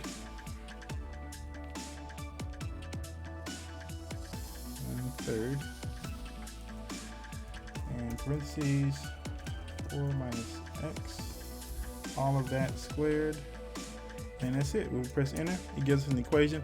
It doesn't matter what this graph looks like. We just want to know what's the value of y when x equals 16. So there's a few ways to do it. One way you can pull up the table. Let me do the first best way. This is the way I would do it. I would actually go menu and analyze or trace graph. And so in trace mode, I can just simply type in 16. 1, 6. And notice that it says x equals 16, and it's going to search for where x equals 16 and tell me at the bottom here what the value of y is. And there it is. It says when x is 16, y is 48, according to this graph. I could have also pulled up a table, did a split screen, and looked at my x values here and scrolled down until I got to x equals 16, and again, 48. I could come up with other ways to solve this because it's all going to give me the same answer, but I think you get the point. So let's get to our next problem. I'm going to get rid of all of this.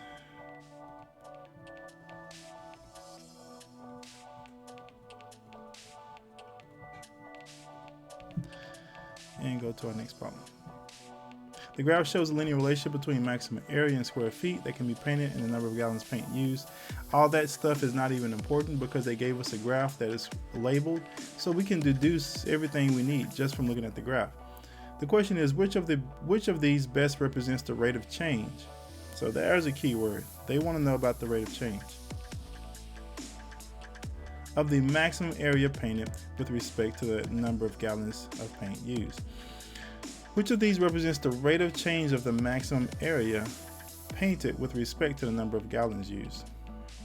So let's see. So we're already looking at the area of paint and the number of gallons.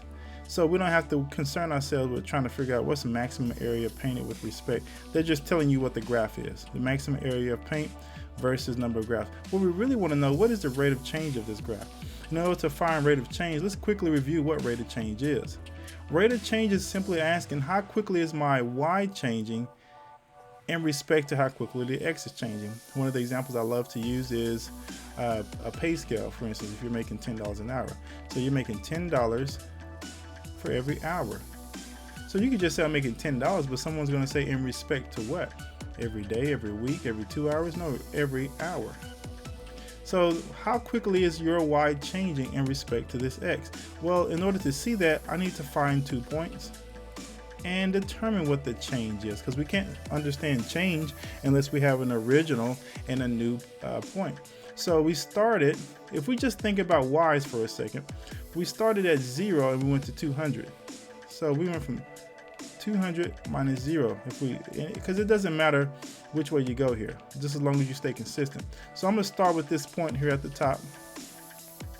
I started with this point. I said, what's the change in my y? It looks like, well, I'm sorry, I started with the bottom. What's the change in this y? It went up 200. Please don't say 1, because a lot of students will be tempted to say 1. Why would they say 1? If you can understand the common mistakes, you'll be sure not to make them. A lot of students will say 1 simply because they went up 1 square. But that's not the increments that we're counting in. We're counting in 200 square feet for every square. So it went up 200 square feet. Actually, let me just count it because this is a lot easier. So the change is from 0 to 200. So that's a positive 200 because it went positively. And to the right, so going up or to the right is positive. So up 200. And to the right, how much? Again, a lot of students will put 1 here. Why? Because there's 1 square. But in actuality, 1 is represented by 2 squares on the x-axis. So in this case, it's 0.5. So it's going up 200 square feet for every 0.5 gallons. Well, that's true, but it's not the most simple way of saying it, because we don't talk about how much is going up for every half gallon. We want to know how much is going up per gallon, which is the same thing as per 1 gallon. So if it's going up 200 square feet per half a gallon, we know that it's going up. Let me erase this. We can also say it's going up 400 for every 1 gallon. So if we looked at those 2 points, we're going up 400 for every 1 gallon. So you better believe they have that answer choice here, 200. A lot of people will pick that one. That was probably the second most picked answer because we're counting 2 points, right? We got a point there and a point there, but in reality it's 200 feet per half a gallon, not per 1. So there's understood 1 there. So that's not right. Nor is it flipped. We're going to count our y on top, not our x on the top. So this is going to be 400 feet per gallon. And notice that there's no 1 in front because we always understand there to be a 1. Like if you're saying I'm going 40 miles per hour, it means per every 1 hour. So your correct answer is going to be 400.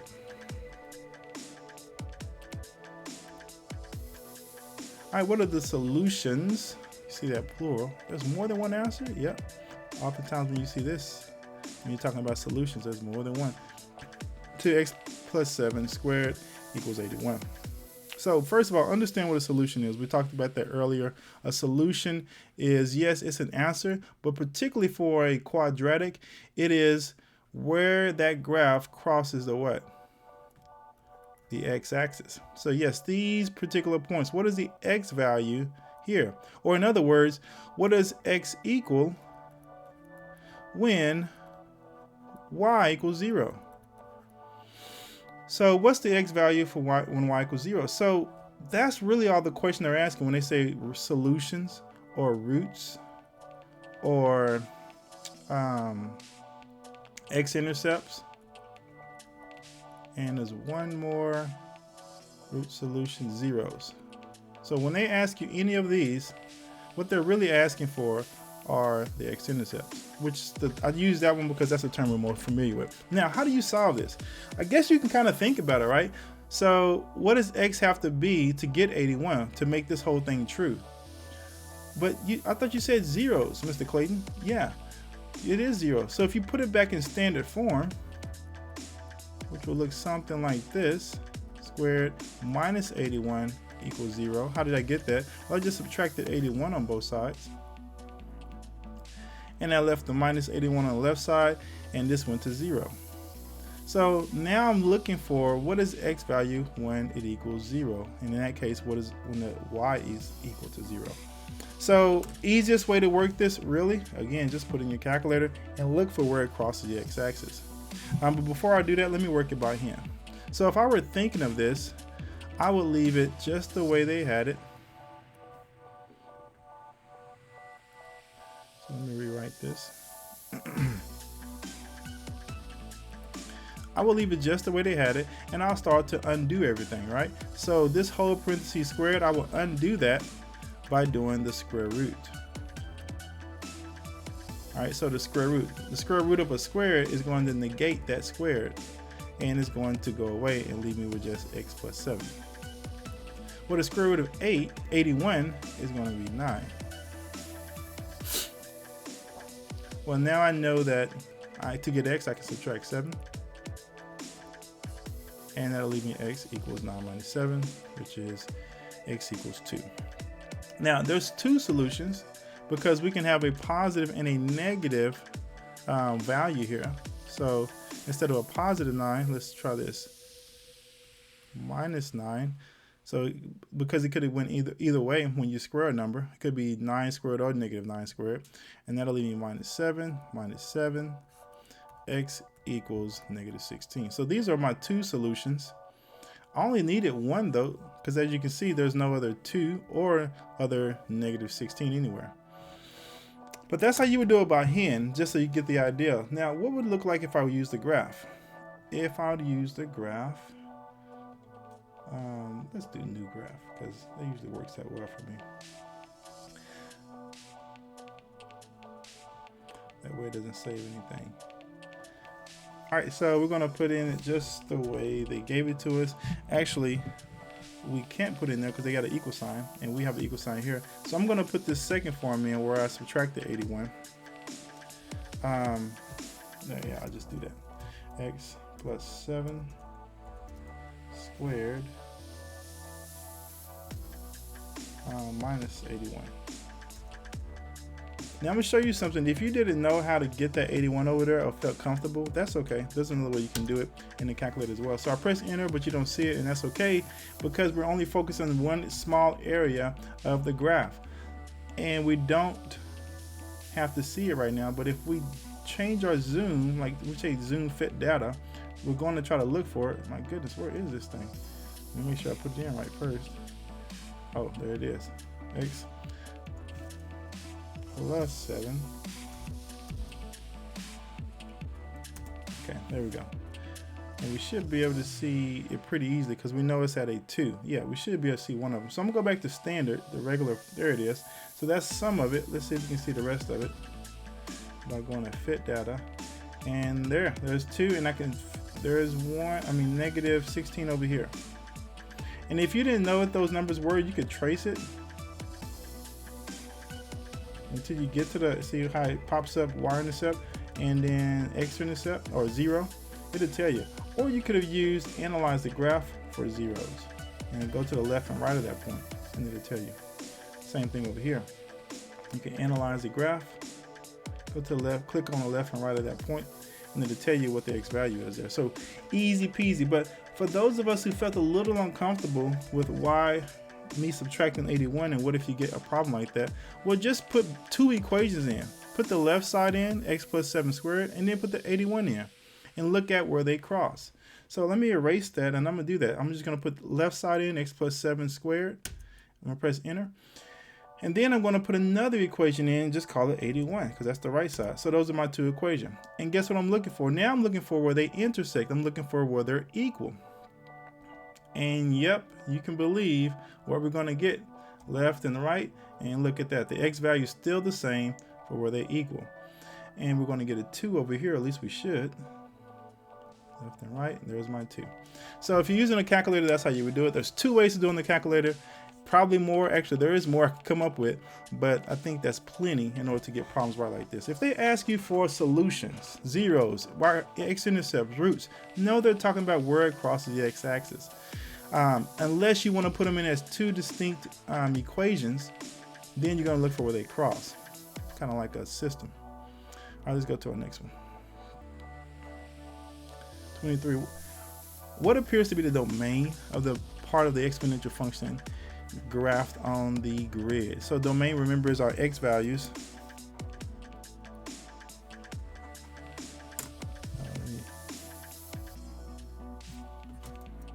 All right, remember our domain is our x values and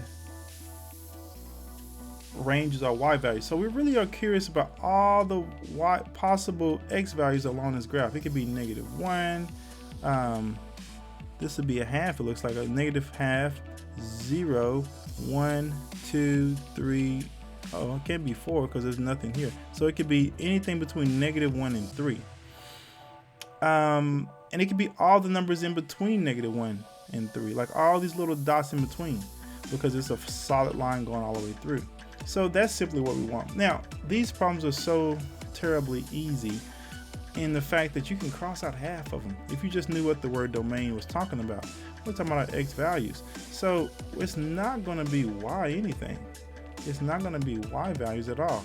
So now we're just choosing between A and C, which becomes even easier when you understand that we're talking about the x-axis values, the x values here. And so we're just going to go ahead and circle A. And moving on.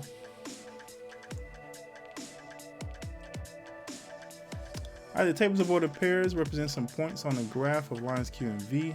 What system of equation is represented by lines Q and V? So what system is this? What system is this? They're just asking, do you know what this equation is? And do you know what this equation is? And can you read that equation in standard form? Remember the difference between standard? We're more comfortable, most of us, with slope-intercept. That's slope-intercept, where M is your slope and B is your y-intercept. But they really are curious if you can go between the two. So here is standard form.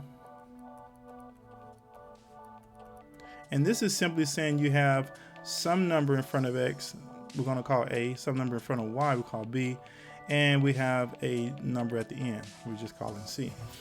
X and Y are still just the variables X and Y. So, but you can transform these equations into these. Now, I have a couple of ways you can do this. You can check the equation by hand and find the slope. So you can find the slope here and just say, well, let's just going up 18, change of 18. And it's going up 6. So it's positive 18, positive 6. 18 divided by 6 is 3. So I know I have a slope here of 3 and a y-intercept. Uh-oh, I almost messed it up. A y-intercept is anywhere your x value is going to be 0, not y value. So this is an x-intercept here. But we want a y-intercept. Man, I really didn't want to do all this work because I know of an easier way. But I'm going to go ahead and show this. So I know that this is y equals 3 is my slope plus some number b.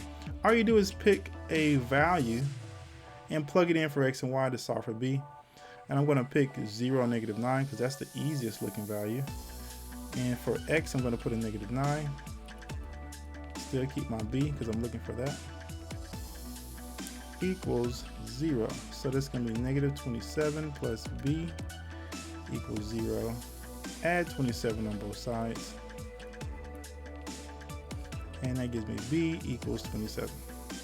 So the equation is simple now because I have the slope and I have the y-intercept. So I know the equation for this one here is y equals 3x plus 27. Now don't try to look at these and figure it out because they're in standard form and it's going to move around a little bit. So let me show you what I mean. I'm going to erase this.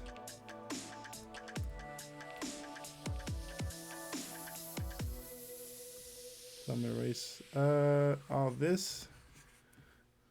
And I'm going to come back and show you how do we get this to go to standard form. So in standard form, I wanted to say x plus some y equals c. So all I need to do in this case is bring my x over to the left side. Now I have -3x plus y equals 27. And that's the way I'll keep it. So which one of these have this? So do I have this one up here? G is close. Unless I did something wrong. Let's check and see. Pause it.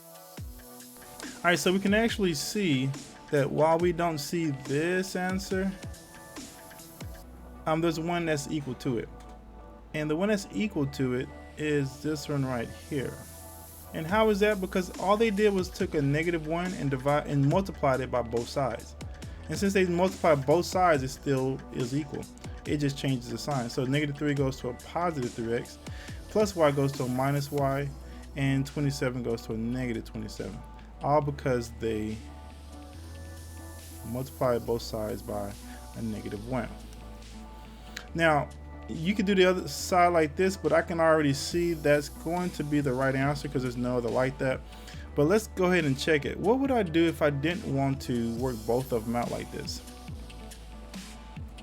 So you could actually put this in your calculator and look for it. So one of the fast ways that a lot of students like to do, let me go to my table. And I'm going to actually put these points in, and I'm going to ask the calculator to tell me what's the equation that matches this set of points.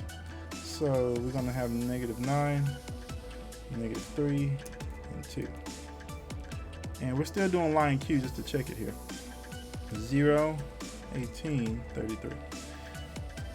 And menu, we're going to look at data, quick graph. This is my Y. Click on this is my X. I want them to analyze this graph as a regression.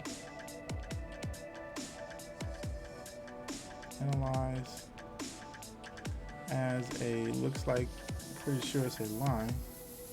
I think they told us that, yeah, lines Q and V. So, but we wanted A plus BX. Let's see if this 2 is going to put it in a different format for us. And it puts it like this: y equals 27 plus 3x. So they just moved the x to the other side. So we at least got it again in slope-intercept form, and we know that that's correct. Which system of equations is represented by these lines? Well, we already know what the first one is, and we just checked it on the calculator. So let's do the second one. So let me get everything set up for the second one. All right, let's just see if we can re-input different numbers and give us a different graph. So those are my x values for line B. These are my y values, 8 and 3, 10, 8, 3, yeah. So there it is. And looks like they gave us this equation. Actually, I wish I would have left it in slope-intercept form. There we go. So we end up with y equals negative 0.5 x plus 8. And we want it in standard form, so we can just add 0.5 to both sides, 0.5x to both sides. And that'll give us 0.5x plus y equals 8. See, notice it's in standard form now, which is what they're looking for. X plus y equals a number. But we don't see any 0.5s in there, because one of the things about standard form is they don't want you to have a decimal or fraction here. So in order to get rid of a 0.5, which is the same thing as 1/2, we multiplied everything on this side by 2. Why? Because 1/2 times 2, a 2 on the top and a 2 on the bottom, would cancel out to just 1. So 2 divided by 2 is just 1. 1 times 1 is 1. And so that's going to become 1x, because when we distribute, and then this 2 times y is 2y. And we got to do the same thing over here. 8 times 2 is 16. So we see this, and that's where you go. Lots of practice, please, for going between slope-intercept and standard form to slope-intercept form. You want to get comfortable solving for a variable and getting the variables moved around using the correct inverse operations and whatnot. So this is just I don't want to say a summary, but I'm showing you how to work this problem. But you want to practice that pretty comfortably, because that you will be tested on that. All right, number 25. This is an interesting question because it doesn't seem very mathematical. I don't care for it, to be honest, but it sounds more like a language or English question, but we'll answer it either way because it was on the test. Which situation does not show causation? When the student population at a school increases, the number of teachers at the school increases. So causation is there a direct link between one thing causing the other thing to be affected? Is there a connection here? It's very similar to correlation, but which one is causing the other to be affected? When the student population at school increases, the number of teachers at the school increases. That's not necessarily true. That's not a direct link of it causing that to happen. It could, but let's see if we can find a better choice. When the amount of sugar in a quart of apple juice is reduced, there are fewer calories in each serving. That could be true. When there are more workers on a project, the project is completed in less time. Well, that makes probably the most sense. You got more people working, the project's finished in less time. When there's more protein in the athlete's diet, the athlete scores more points. That's not. There's no direct correlation, or that's not a causation. That's easy to pick up on. So I would go with letter C for this one. All right, after looking at this further, I just realized I did not read it carefully. So I actually identified the correct answer in this case, because I know it's not this one. These others could be true as far as causation. Could increase the number of teachers when the population increases of the students. The fewer calories when you lower the sugar, and the more workers, less project. These are all potential causations, but not for D, to have a link between more protein and the scoring of more points. Told you I didn't like that question. But if you get a question like that about causation, that's what they're looking for. But be careful. Don't do what I just did. And I circled, and I missed the word not. All right, moving on. Which function is equivalent to this whole thing? I told you before, if you see equivalent, especially if they give you a graph, just plug it in. At the most basic level, you could enter this equation. You just enter this whole thing, especially this part here, because this is already in the calculator. So just enter this piece here, press enter, and then compare the graphs of these others. And whichever one is exactly the same is the correct answer. They say which one's equivalent to it. So really, that's the basics, the most basic way you can solve this. Now, the other mathematical way you can solve this is to actually work this out and see which one is the same thing. So you say x plus 7 squared is the same thing as what? So negative 4 what is x plus 7 squared? What's x plus 7 times x plus 7?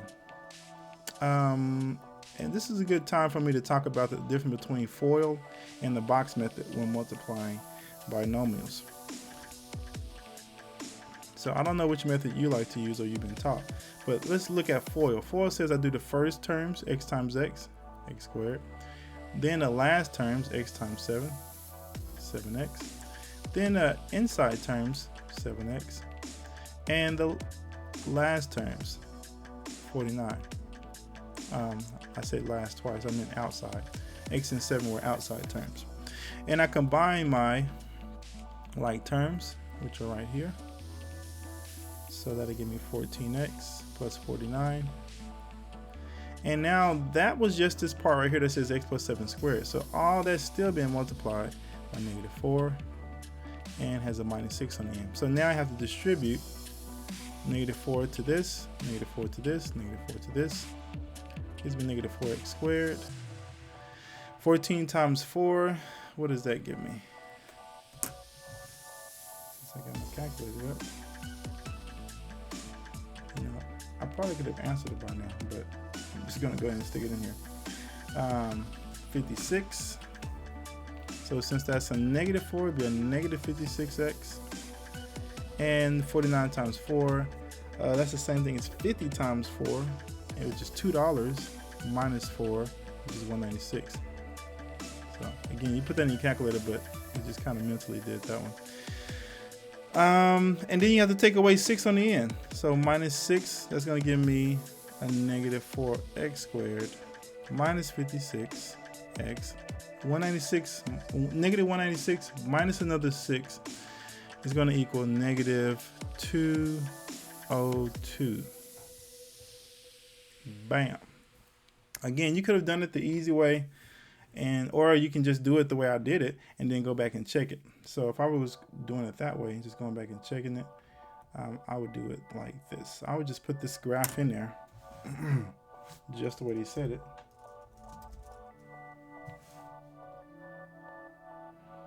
So -4x plus 7.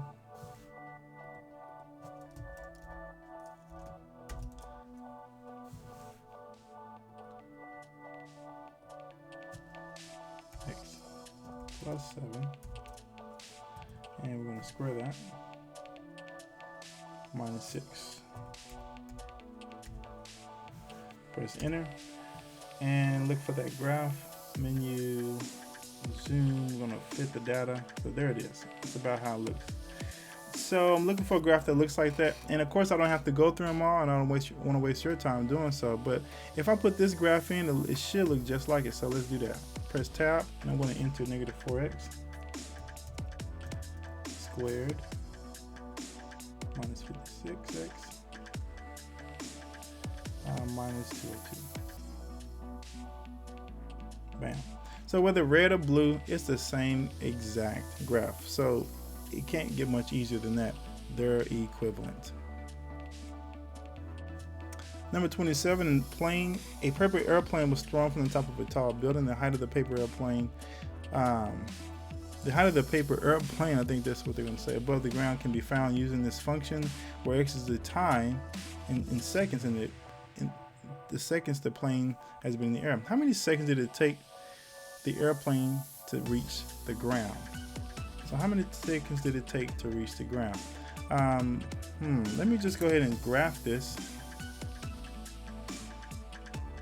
to look at it and see.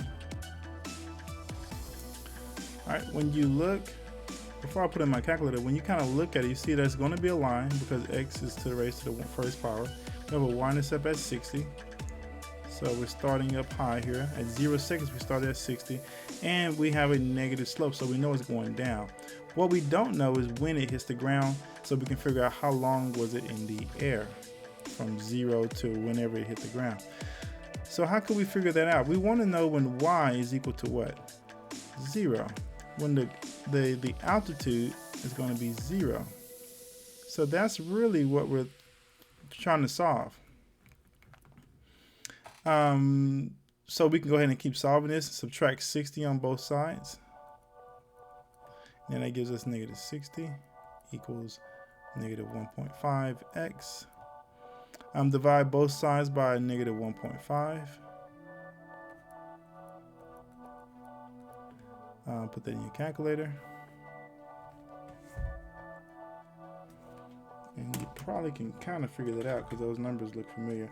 Divided by negative 1.5, and it looks like 40. And it doesn't matter that it's negative, because what they're saying is that it would have taken 40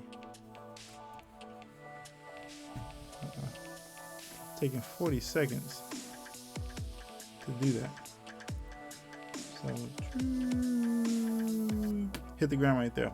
Now you know that mathematically, but what does it look like graphically? So let's go back to our graph and let's put that in. Negative 1.5x plus 60. And the graph is too big, right? Bigger than 10 on the x, bigger than 7. So we're going to have to zoom out some. This time I'm just going to zoom out. Let me show you we can use that. So I'm going to drag it a little bit. Zoom out one more time. So there you go. We wanted to know where it hit right here. So we can use another tool that says analyze this graph for the 0, where it's hitting this 0 here. Left and right, and there it is. X equals 40 when the height is 0, when the y value, which is a height, is 0. So what would we put it for our answer? How many seconds did it take? We'll put in our answer document 40. Will be that right answer there. All right, which expression is equivalent to this beast here for all values of q, where the expression is defined? So they're asking us to find an equivalent expression. The calculator won't be able to help you here. You're just going to have to know the rules for exponents. Now, when you have an exponent raised to the power of another exponent, we know by the exponent rules that you can just multiply those two to get negative 12. And now we have q over negative 15. We also know from the exponent rules that when you have a negative exponent, you can make it a positive exponent by changing whether it's in the numerator or the denominator. So if I wanted to make this a negative 12, this negative 12 into a positive 12, I could bring it down here, and now it's positive 12. Because q to the negative 12, q to the negative 12 is equal to 1 over q to the 12. And the same thing is oppositely true for the one on the bottom. So I want to make this positive, I can bring it to the top. And now I have this. And there's another rule that says when you have the same base, q and q, that are being divided, what can we do to the exponents? It tells us we can simply subtract those two, which is what I'm going to do. 15 minus 12, and that leaves us with 3. So that's a positive 3. And obviously the 15 is bigger, so there's going to be more q's left on top, so it's just q to the 3rd. How simple is that? All right, so this question asks, which graph best represents a quadratic function that has only one 0? So we talked about this earlier, and this is really just a matter of knowing the vocabulary. So if you know that a 0, let me get this, if you know that a 0 is simply asking about another word for x-intercept, also known as root, or a solution.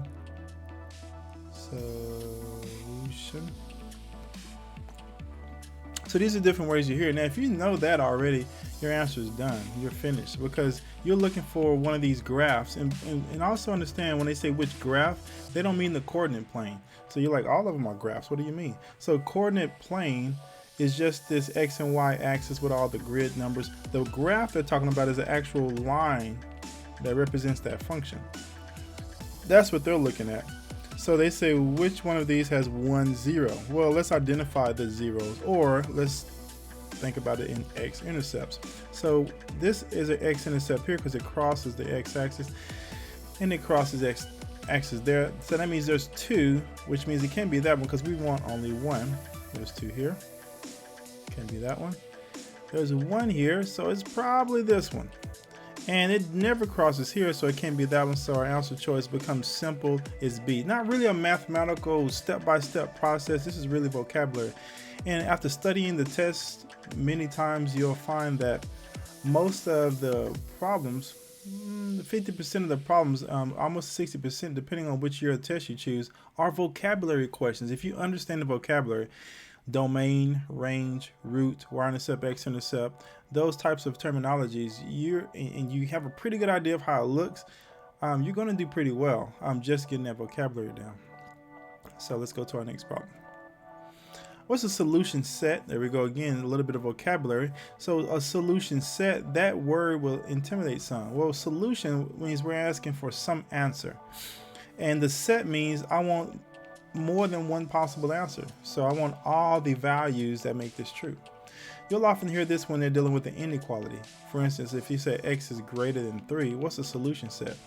Well, that'd be all numbers that are greater than 3, not just 4 or 5 or 6, like all numbers. So that's a set of numbers. So that's what they mean when they say a solution set. So that in this case, we're not just simply solving for x, we're solving for the solution set, all the numbers that make up this solution. So we're going to solve it just like we normally would an equation. But keep in mind that we do have an equality, because sometimes it needs to flip if we multiply or divide by a negative number. So the first thing I'm going to do to get my x's on one side is add 4x. And yes, you could have subtracted 5x, but I like the idea of having a positive exponent or a positive coefficient, so I left it that way. This goes to 0, so now I just have 10. It's greater than or equal to 5x plus 4x is 9x plus 55. Alright, so now we are getting our x by itself. The next thing we do is subtract 55, because we always add and subtract first before we multiply and divide when we're solving for a variable. So we subtract 55 over here. 55 minus 55 is 0, 9x. And 10 minus 55 will give me a negative 45. You can check that in your calculator if you need to. That's what it's going to be. Now, does this sign change? So we subtracted 55. No, it doesn't. It only changes if you're multiplying or dividing by a negative. In this case, we're subtracting by a negative, so we're going to keep it just the way it is, facing the same direction.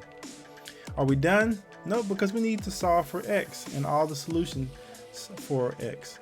So let's divide both sides by 9. And what kind of 9 is that? A positive or negative? Well, it's positive, so is that sign going to change directions? No, it's still just going to be the same direction. Negative 45 divided by 9 is a negative 5. So now I know that x is less than or equal to negative 5. So when I read it this way, you can see that the mouth is opening to the bigger number in this case, which is negative 5. So, and you can also rewrite it this way. X is less than or equal to negative 5.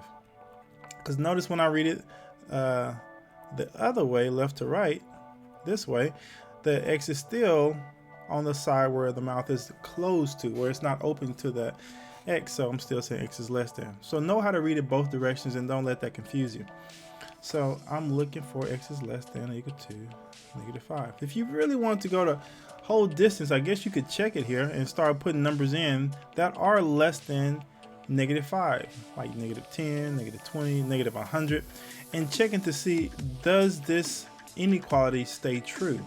Will you end up with numbers that keep this true? Like for instance, you end up, after you solve, you end up with negative 10 is less than or equal to negative 5. After you plug a number in, if you end up getting that over and over again, that means it must be true, because all those numbers make that true. All right, number 31, which expression is a factor of 21x squared plus 13x minus 20? I'm trying to think of a quick way to do this, but there kind of is. You could graph it, but you really got to know what you're doing. And I'm going to say, if you know what you're doing, trying to graph it and find the answer, you probably know how to actually solve it. So what are the factors? So in the word, what do they mean by the factors? So factors are two things that you multiply to get some product. And in this case, our product is this. This is the answer. But we don't know what are the two things you have to multiply. I see an x squared here, so I know it was an x times x something. But I don't know what the rest of the stuff that goes in there. So let's try to figure this out. the easiest way, just gonna have to do it the way we gotta do it. So I'm gonna start out with this method, and this is asking 21 times negative 20 goes on top, so that is 421, I believe. I want to double check that. So 21 times 20.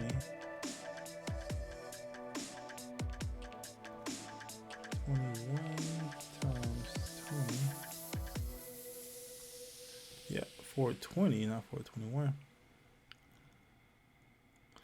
All right, 420, and it needs to add up to 13. How did I get those numbers? Because you always take the A value, which is 21 in this case. This is your B value, which is 13, and then your C, which is negative 20. So A times C goes here, and then your B goes here. And how do you remember that? I remember the air conditioner usually comes from the ceiling, right? So this air comes from the air conditioner, and B is easy because it stands for bottom. So that goes in the bottom. So I need two numbers to multiply to give me 420, and that add up to give me 13. Now I remember kind of a trick here. I don't want to call it a trick, but it's kind of interesting. A student showed me this. Let's see if this works. To find all the factors of a number without going down, because normally in this case I would take this and I would try to look at all the factors of 420. 1 times 420, 2 times 210, 3 times, and I keep on going.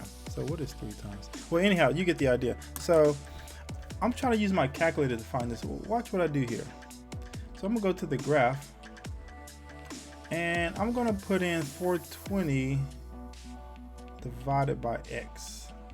Let's see if this works. I think this is what I did last time. Divided by x and press enter. So it's giving me some graph. It doesn't matter what it looked like. Now I'm gonna press Control T to pull up the table. And yeah, it does work. Look at this. So you see the x and y values. 1 times 420 is 420. 2 times 210 is 420. 3 times 140, 4. So we already get all the factors of 120. Isn't that cool? So what are we looking for in this case? We're looking for any two factors that can add and subtract to give me a 13. So I'm going to keep scrolling down and see that some are kind of close together. When I subtract, I can get a 13. So this worked. 12 plus 13 is 25. That's not going to be 35. So what about here? Right, plus 13. Yeah, that works. So yeah, 15 times 28. No, not 28. What am I saying? No, that is 15 times 28. 15 times 28 will give me a 120. But how do I get a positive 13? Oh, that should be a negative 420. Oh, that's what makes sense. Because 21 times negative 20 is negative 420. Okay, that makes more sense now. I need to add these two together to get a 13. Well, I can't do that. In this 15 plus 28 is not going to give me a 13. But if I made this one negative, then I get a positive 13. And I get a negative 420 when I multiply. So those are the ones I'm going to use. Now, how do I get the other numbers? So here's what I like to teach. And I notice a number of steps here, but just bear with me. All right, so we know 21x squared on the top and negative 20 in the bottom. And this is after learning how to multiply binomials using the box method. So normally when we're learning binomials, we'll take two binomials like x plus 3 times x minus 2. And we'll learn to multiply. X times x is x squared, 3 times x is 3x, x times that is negative 2x, and 3 times negative 2 is negative 6. So we can add all that up and get x squared at the like terms here, plus x, and minus 6. So it equals that. We're working backwards now to try to factor to figure out what these factors really are that's up here. So what are these factors? So I know the last two numbers, the top left and the bottom right, but how do I get the other ones? Well, now I know that one is going to be a negative 15x and another is going to be a 28x. And it doesn't matter which box you put them in, it's going to work out. And then I'm going to look up this box, and I notice that I'm gonna take the greatest factor between 15 and 20, and that's a 5. They both have a 5 in common as a factor. And since this last number that I was looking at from 20 to 15 is a negative, so I was moving up, and this last number is a negative, I know this is going to be a negative. They have a negative 5 in common. And if I moved up on this one, the biggest factor they have in common looks like a 7, and they both have an x, so that's going to be 7x. Starting to get an idea that that's one of our factors, but let's go ahead and do the other side so we can see actually how to do it. The other factor I can go across like this. Between 21 and 15, what's the greatest factor? I believe that's a 3, and they both have at least one x in common, so we can take x out. And what about this one? The greatest common factor, let's see, is a 4. Yeah, 4, so we'll leave it that way. So those are our two factors, 7x minus 5 times 3x plus 4. So you multiply these together using the box method, you're going to get all this stuff added up again, and you're going to get this piece here. So the question is, what's a factor? Well, 7x minus 5 is a factor. I know that was a lot of work. Most of the times you can bypass that work by using some kind of calculator tool. In this case, sorry, you really just had to do the work on this one to figure that out. Let's get a new document. All right, I'll just leave it that way. All right, next problem, 32.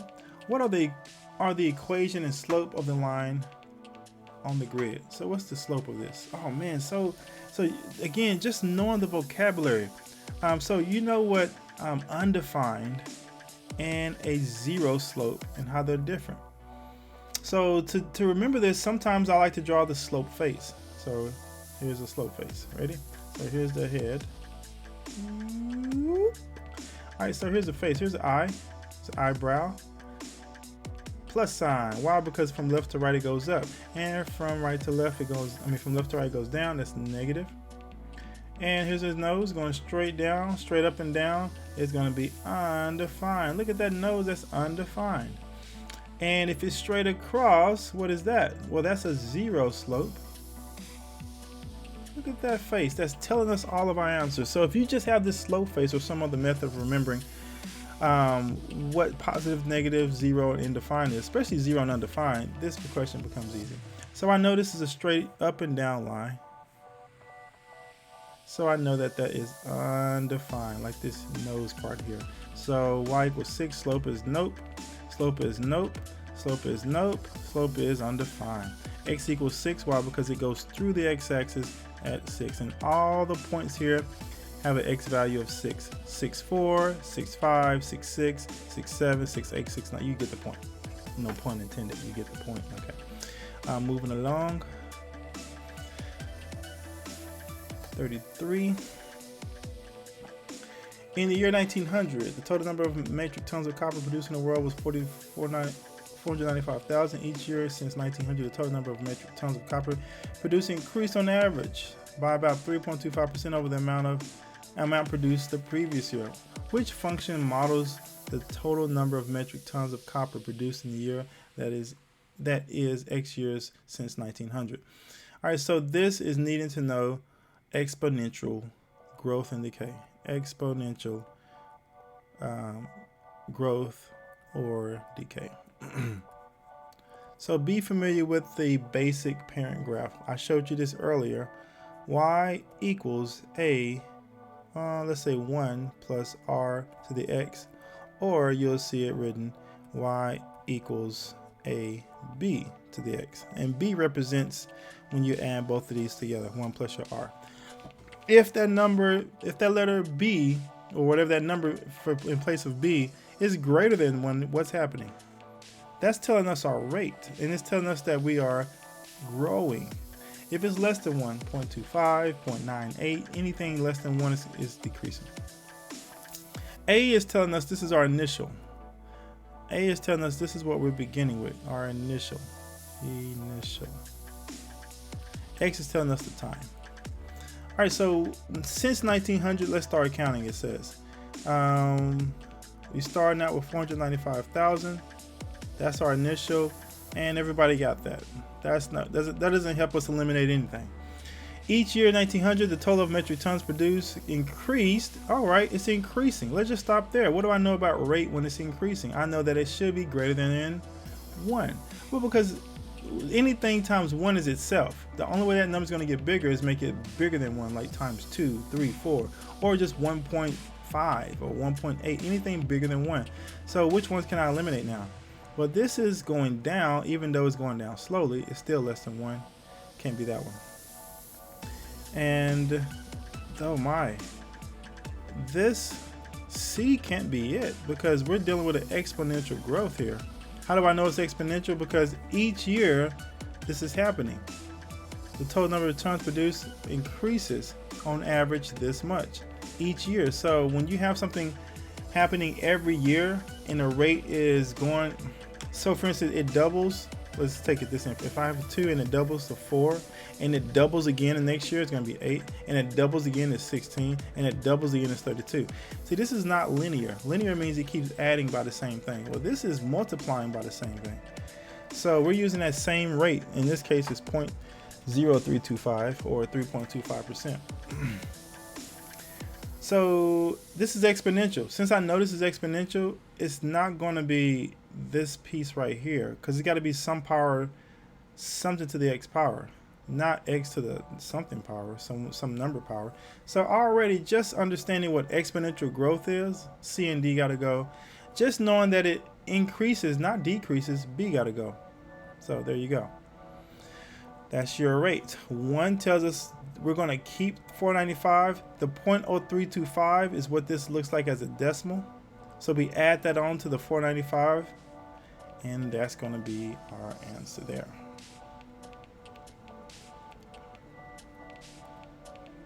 All right, number 34.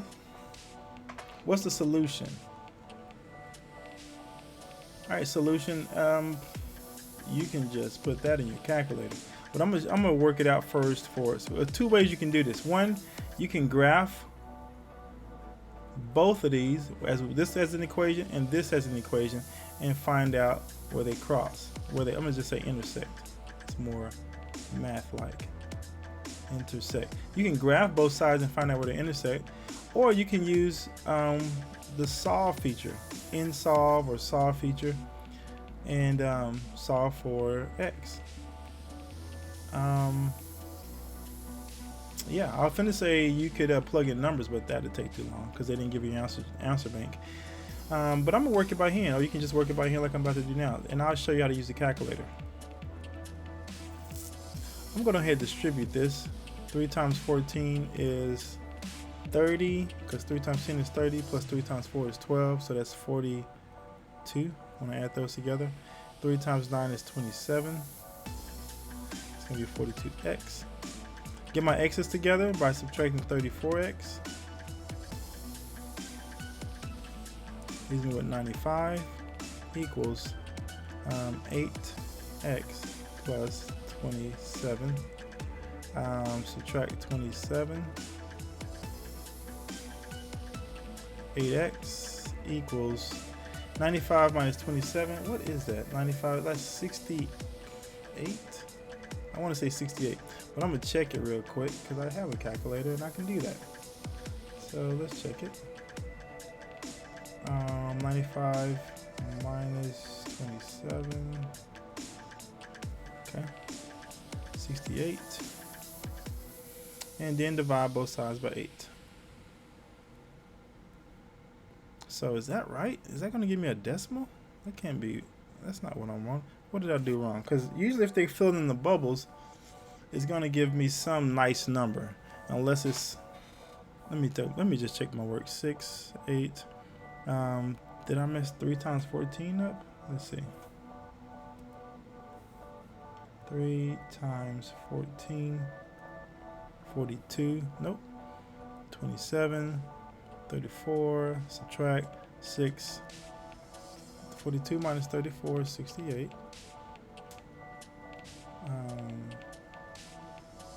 Let me see, it's 8. Should be 8, right? 6, yeah. Let me just double check. 42 minus minus 34. 8, yeah, okay. 95 subtract 20. Yeah. All right, so 68 divided by 8 it is then. 68 divided by 8. Control enter because I want a decimal. 8.5. So that's probably what it is. There you go. So it's not that long of a decimal, and we'll just put in 8.5 as our answer. So x is equal to 8.5. Sorry. Just trying to get a nice pretty answer, a whole answer. The graph of linear functions f and g shown in the graph. Which function best represents the graph of g? So let's look at g. What is this? We can tell already that g's here, f is the other one. What do you know about g? Well, they have the same they have the same y-intercept. Same y-intercept, which is 0. They have the same y-intercept. What's different? The rate is different. Well, they're both positive rates. So let's double check and see if that's the case. So yeah, they're all positive rates. And let's check the rates on both. So f is going to have a rate of, let's get some dots. All right, looks like f is going to have a rate of 1 over 1. So we're going up 1 over 1, up 1 over 1. So that's the rate. I'm going to say that's my m is equal to 1. What is my g rate? So it's going, let's get 2 points, different color. And we got this point, and we got another point here and here. So it looks like this one's going up 1 over 1, 2, 3. Up 1 over 1, 2, 3. So this is 1/3.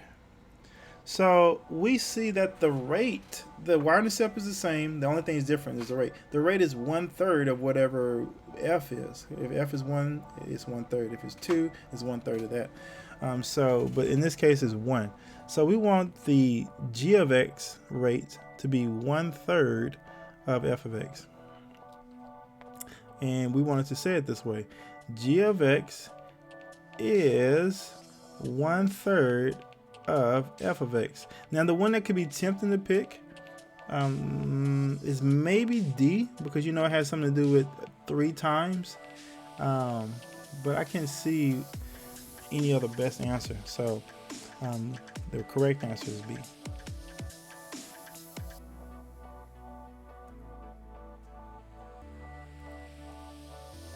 Number 36, which expression is equivalent to this? Again, this is one that says equivalent expressions. You can just put this in your calculator, replace your h with an x, and check to see which one is equivalent. Now, what they want you to do is actually multiply these two and figure it out. I'm going to do that because the easiest way is to put in your calculator. And you know what? Speaking of that, I did not do what I said I was going to do. And I want to show you how to put one in your calculator. So let me go back a little bit. I said I'll show you how to put this in your calculator, but I didn't. So let's do that.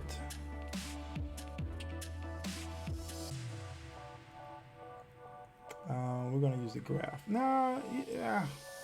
Okay, yeah, let's just start over. Let's use a new file.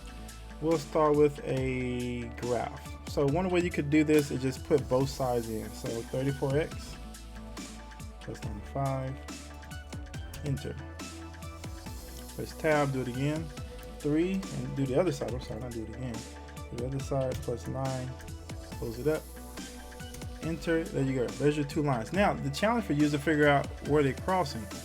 So I'm trying to see, are they crossing? My goodness, they look parallel. But we know they're not parallel because this one has a different slope. 3 times 14 gave us 42, and this is 34. So they're kind of close. And it looks like they may be getting closer as we go up. I'm going to see if I can zoom out and get there faster. So I'm going to click up here, see if I can get where it is. So I think the intersection, let's get a fit to graph. All right, there it is right there. So all I want to do is be able to visually see the intersection so I can analyze my graph for an intersection. Analyze the graph for this intersection. Click to the left and the right of it, and there it is. We said it was 8.5, and now we just found that with much less headache. You could have also put in the calculator. So if I would have gone back to the calculator and press menu, number, or like algebra and solve, I could literally have put this problem into my calculator. X minus 5 is equal to, I think it is solid like that. Yeah, it has to. 3, 14x plus 9, close parentheses. Gotta do comma x, close parentheses, because comma x tells the computer what to solve for, what variable. You could have put any variable in there. Double check my work to make sure I wrote it correctly and it looks good. Pressing enter. 17/2. What is that? Well, that's the same thing. 17 divided by 2 is the same thing as saying 8.5. So control enter, 8.5. So there you go. As promised, I wanted to make sure I showed that to you. Now back to this question. How would I multiply all this out? Probably one of the easiest ways is using the box method. It's just visually easier to keep up with than FOIL. So let's use this method. 3 h times h is h cubed, and -4 times 1 is -4. 9 times -4 is -36. H times h is h squared. -1 times -4 is 4. Times that h is h. H squared times 3 is 3h squared. 9 times 3 is 27h. And -1 times 3 is -3. Now I'm going to combine my like terms. You notice you're always going to have like terms at a diagonal here. So here are my like terms. We're going to combine those. Start with the biggest exponent, -4h cubed. And I'm already looking over to try to cheat. This can't be a positive. Already down to that. So now let's combine our like terms. -36 and 3. That's going to give me a -33h squared. Done that. Done. Oh, let's scratch it out like this. Done those two. -33. So it's going to be between. Oh, can't be a -39. And now 27 and 4. 27, is that a positive? Yeah, 27 plus 4 would give me plus 31h. And then I'm left with a -3. So that, to me, that's the easiest way. Look how much work I had to take up. So it wasn't too bad. Obviously, that's the right answer. Again, you can check it in your calculator. How? Just put this in, replace it with x. You can put this in, replace it with x, and make sure they're the same graph. That's it. Number 37. We'll pick up with. I finished it now. So I'll go ahead and do that. We just want to write two equations. There are 15 plates in the kitchen. Diameter of each plate is 7 inches or 12 inches. The diameter of all 15 plates combined is 140. What system of equation can be used to find 7-inch plates, which is the x's, and the 12-inch plates, which is the y's? Well, let's think about the total first of all. There are 15 total, so I know there's x plus y plates. That's the number of plates. Number of these plates and number of the total number should add up to what they say, 15. So that's one equation. One equation is asking me about the total number of plates. And now the other equation should be asking me about the size of the plates. So where is it? 140 inches. It combined 100. So I know combined, when you add them all together, it's going to be 140. So each x size plate is 7 inches, and then we have plus the 12-inch y plate. So 12 inches times how many plates we have for y, and 7 inches times how many x we have for x, 7. So I'm looking for this equation. Let's see if they have it. First, I'm looking for this n number. That should be easy. 15 and 140. And they all have them, so that doesn't help. X plus y is 15. Nope, can't be it. X plus, nope. So yep, either C or D. Let's check the last piece here. Which one is 7x and 12y? 7x and 12. Yep, this one has both. This one try to mix them up, but watch that. So C will be our right answer for this one. Let's start with number 38. Let's continue with number 38. All right, so this question is asking us about a graph of quadratic function f. It's shown on the grid. Which of these best represents the domain of f? So really this is a vocabulary question, because all you need to know is what domain is. If you know what domain is and understand it, that is all the x values of a function. So what are all the possible x values? So the x value here is going to be like negative 0.5 and negative 0.5 maybe, and the y value is going to be negative 5.5. And if I take a point right here, let's do an easy point. Let's do this point right here. It's going to be an x value of negative 1. It's going to be x value of negative 2, x value of negative 3, x value. So we have all the x values of those whole numbers plus all the numbers in between. So it's all those numbers. But where does it stop? Well, it's a trick question because it doesn't stop. When you see this shape, it looks like it's going to go straight up and kind of stop here. And a lot of students may put a value. Let me turn this off. So they may put a value that says something that's. They may put a value that says something that is stopping right there, but please don't do that, because that's what they're trying to get you to do. But if you understand that our x values aren't going to stop, this thing is going to keep on going. Actually, and I'm going kind of quickly that way because you're not going to be able to see it. It's slowly going this way forever, and x is going to keep going that way forever. So we want to say it's not going to go between negative 3 and 2. It looks like it, right? It looks like it stops from here to here. So this is the popular choice. But we should be able to be astute enough to say there are arrows there, and this is a parabola. Parabolas aren't going to stop. It's going to keep going that way and keep going that way forever. So all real numbers is your answer, or should be your answer for that one. Bring this over here. All right, to our next problem. What is the equation in slope-intercept form of the line that passes through the point 2, negative 2, and is perpendicular to the line that represented by this function, y equals 2/5 x plus 2? So let's break this down, what they're asking for. First of all, what is the equation in slope-intercept form of the line that passes through point 2, negative 2? So here's a visual. So if I had a graph that I was plotting, so just kind of sketch out a quick graph just to give you what the visual is that they're talking about. And we have point 2, negative 2, 2, negative 2, and they're asking for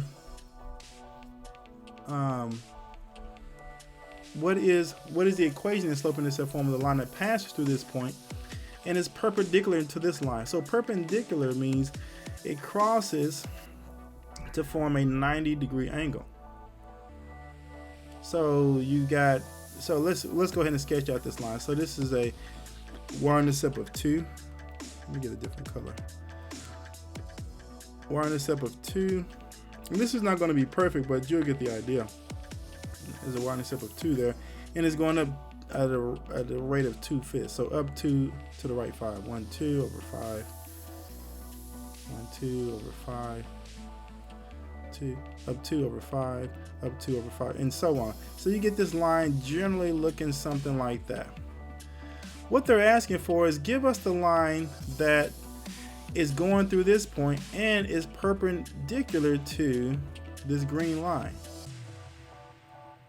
So we want to they want to know the equation of this line that's perpendicular to that line, to that equation. There's really a couple of key things you need to know here. This is vocabulary too, because if you know what perpendicular is, which is 90 degrees, and you know what that looks like as far as slope is concerned. So if you have 90 degrees, how does the slope change? Well, if you know that we go from a 2/5, when you have a perpendicular slope, that's going to go to a reciprocal, where the numerator is on the top where the numerator and the denominator are flipped. And it's going to be the opposite sign. So since it's positive, it's going to be negative. So now I know for sure, because it's perpendicular, that the slope of my new equation should be negative. As you can see, it's going down, so it's negative. But it's also going to be 5/2, because that's just what happens when you have perpendicular slopes. So I'm automatically going to be able to cancel out any that don't look like this. So 5/2, nope, I need a negative.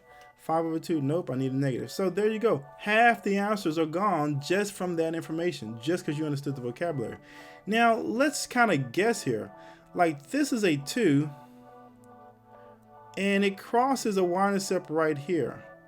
So it's probably going to be less than 2. Maybe I didn't draw it that well, and it's probably going to cross lower at a -3. But it's not going to cross higher, likely, is what I'm guessing. So I'm going to guess that it's probably this one. But of course, we're going to work it out to see. But this is good to make a good guess at it, to see if it's making sense, instead of you just working through steps and processes and getting lost in that whole process. All right, so let's do it. So let me make some room. Actually, let me just go ahead and get a board. 2/5 x plus 2. So let's just get a clean screen. All right, so our original is 2/5 x plus 2. And we know our new one's going to have, actually let me do that in blue, just to make it easy to understand. We know our new equation is going to have -5/2 x. And it goes through point 2, -2. So it goes through point 2, -2. So we want to know what the equation is. Well, I know the slope, I don't know the y-intercept. How can I find it?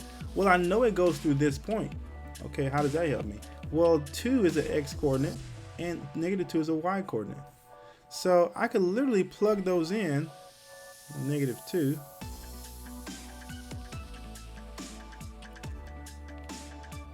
and what was our x2? Oh, that blue, or red, 2. And we know there's going to be a y-intercept, and we're going to say that's plus some b, some y-intercept. We want to figure that out. So let's solve this. -2 equals, well, what's -5/2 times 2? Well, 2 and 2 are going to cancel each other out, because 2 divided by 2 is 1. And that's going to leave me with -5 plus b. To get b by itself, I can add 5. And that leaves me with b equals 3. Ah, so I was wrong. So the y-intercept is at 3. So let's go back to that problem. And now if you look, that's, oh, was I right? Plus 3.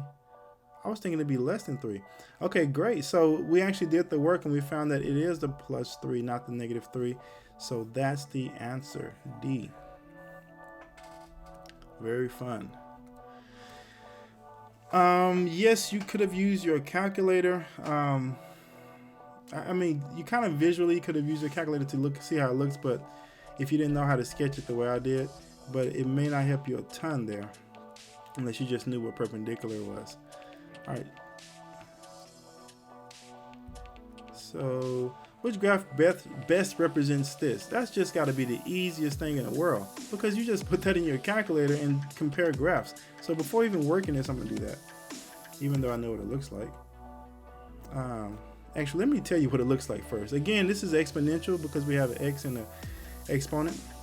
So this is exponential growth because it looks like the b is greater than 1 because it's 5. The format is like this, where a is our initial and b is our rate and x is our time. So we know our initial is going to be 2, so we know it's going to start at a 2. So when x, if we made a table, x and y, and when x is 0, we know it's going to start at 2. So where is the point 0, 2? This looks like a 0, 2. That could be it. This could be it. That could be it. Nope, that's 0, 10 and 0, 5. See, already just with that little bit of information, I'm crossing those out. I could go as far as getting another point and say, what if x is 1 and get my next point? So I could put a 1 right there. Well, 5 to the 1 is just 5 because 5 just one time is 5, and 5 times 2 is 10. So my next point is going to be 110.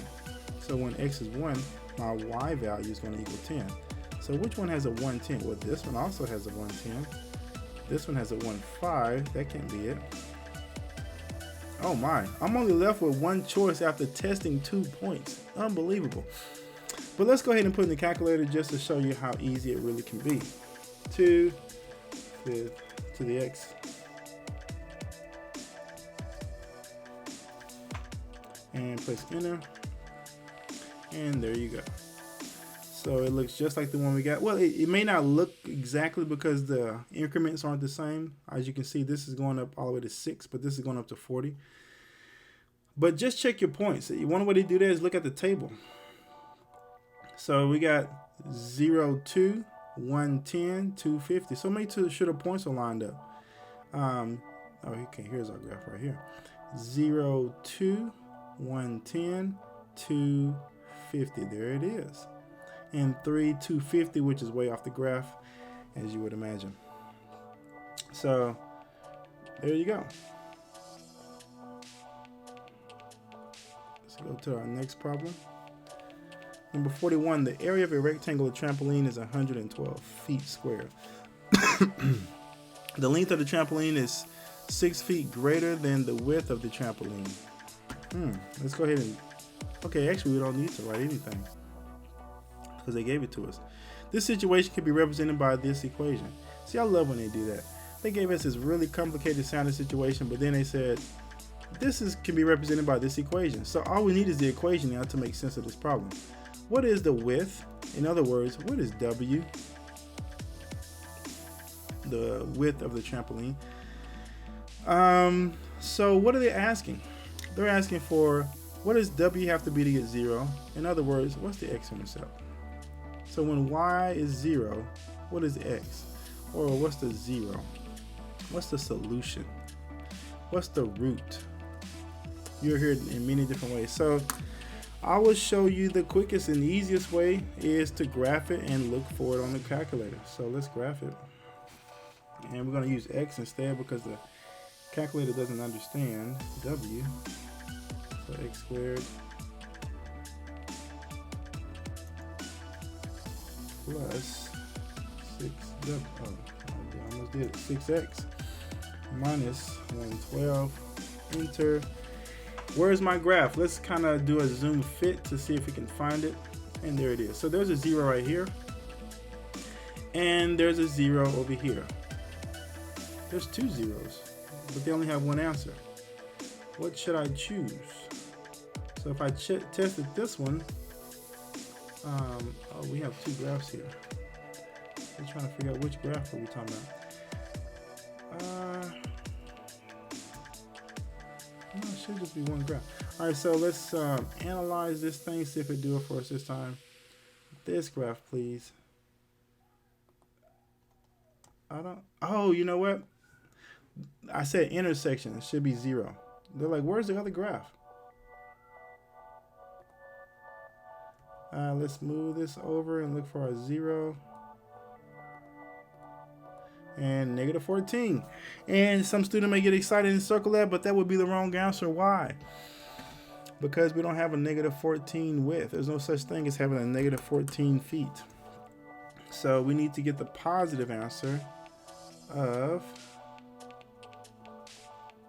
what is that? 8. There it is. So it has to be 8. So that's the easy way to look at it from the calculator. Man, it's a couple of ways you can work this, but I think that's sufficient. You can do it by hand and break it down if you want to, but that's so simple. I almost don't want to do any other. So you can do this and get your A and C. A times C, which is 1 times negative 12, negative 112, and your B, which is 6. And then find your 2 numbers that multiply to get negative 12 and add to 6. And you can find these and break it down, but we know what they are. X plus 14 and x minus 8. We just saw those solutions right over there.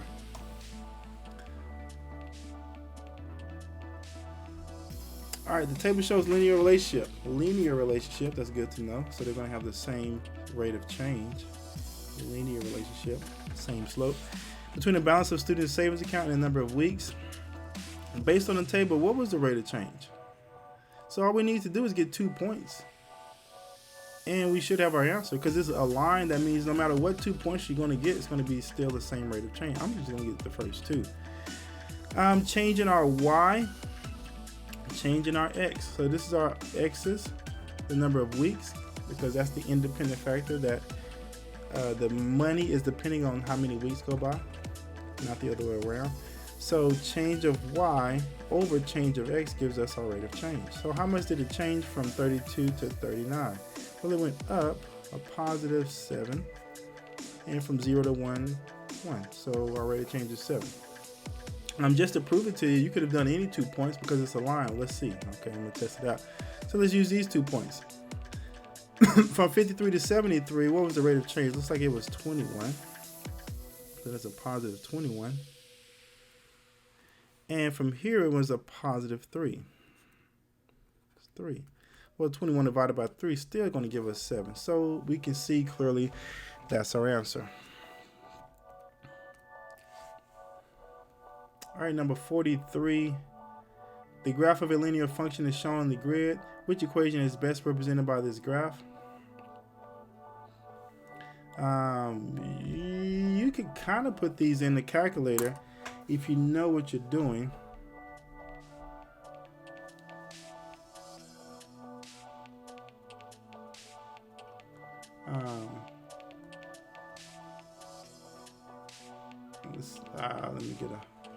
Let me get this. Nope, don't want to save that. Let's go to graph. And if I delete this equal sign, I get this relation. And you can put it in just like this and get an idea. Let's try it. So that you can put all these in. I'm just going to try the first one. I put 7 equals -3. What they're really testing you on here is, do you know point slope form? So did I put that in right? Yes. So that looks pretty close. Let's check it out. Man, that looks really close. Look at the x-intercept right between 1 and 2, and a y-intercept at 5. 1, 2, 3, 4. That might actually be the right one. Just checking the first dot. And I will probably just stick with that. Now you could check this to see if it's true by taking a couple of points. Like we got a point here that's 1, 2. And another point right here that's 0, 5. And you can plug them in to see if it gives you the right answer. Put a 1 in place of your x and a 2 in place of your y and see if it comes out right. 2 plus 7 is 9. 1 minus 4 is -3. -3 times -3 is a positive 9. So 9 equals 9. So yep, that's right. And you can check it for your number, your 0, 5 as well. It probably would have been a lot easier because it's a 0 in there. So let's check it for the 0, 5. So if I put a 0 for my x and a 5 for my y, that'd be 7, 12 here. And 0 minus 4 is just -4. -4 times -3 is equal to a positive 12. And those 2 points checks out right. So A is actually the right answer. So if you didn't know how to go from point slope intercept to point slope form, you could have used that. Or just didn't really understand it. You could have at least understood that this is a slope, -3, and canceled out these two. All right, let's look at problem number 44. Number 44. Which expression is a factor of this thing here? It's a tough way. It's tough to kind of get around this one as far as using a calculator or some shortcut. It's honestly best just to go ahead and find the factors. The way I teach my students to find the factors is using this x, where we put our a times c up top. Here's our a, which is 9, and our c is 1, our b is -4. So a times c is 9, and our b is -4. What that's saying is I want two numbers that multiply to give me 9 and add to give me 4. I want to put those two numbers on the left and right in these open spaces. So let's go back through all the factors of 9. 1 times 9 is 9. 2 times, no, that's no factor. 3 times 3, and I think that's it. So when I'm looking at these, I don't see that this has any combination that's going to give me a 4. 9 minus 1, no, 1 plus 9, no. None of that's going to give me a 4.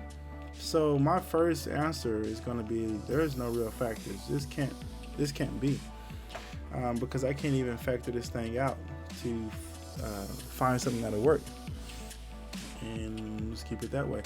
One way you could check, if you just wanted another way to check, and I'll go ahead and show that, because that may make you uncomfortable, and it kind of does me. I always like to have at least one other way. So I'm going to put this in my calculator, and I'm going to look for the zeros. And I'll show you what I'm looking for in a second. Minus 4x plus 1. Oh, see, look at this. So if you just visually looked at it, where does it cross the x-axis? It doesn't at all cross the x-axis. Now I feel fantastic that I was getting, there are no real factors because it doesn't cross, so I'm not getting any zeros. Voila! All right, so that's that.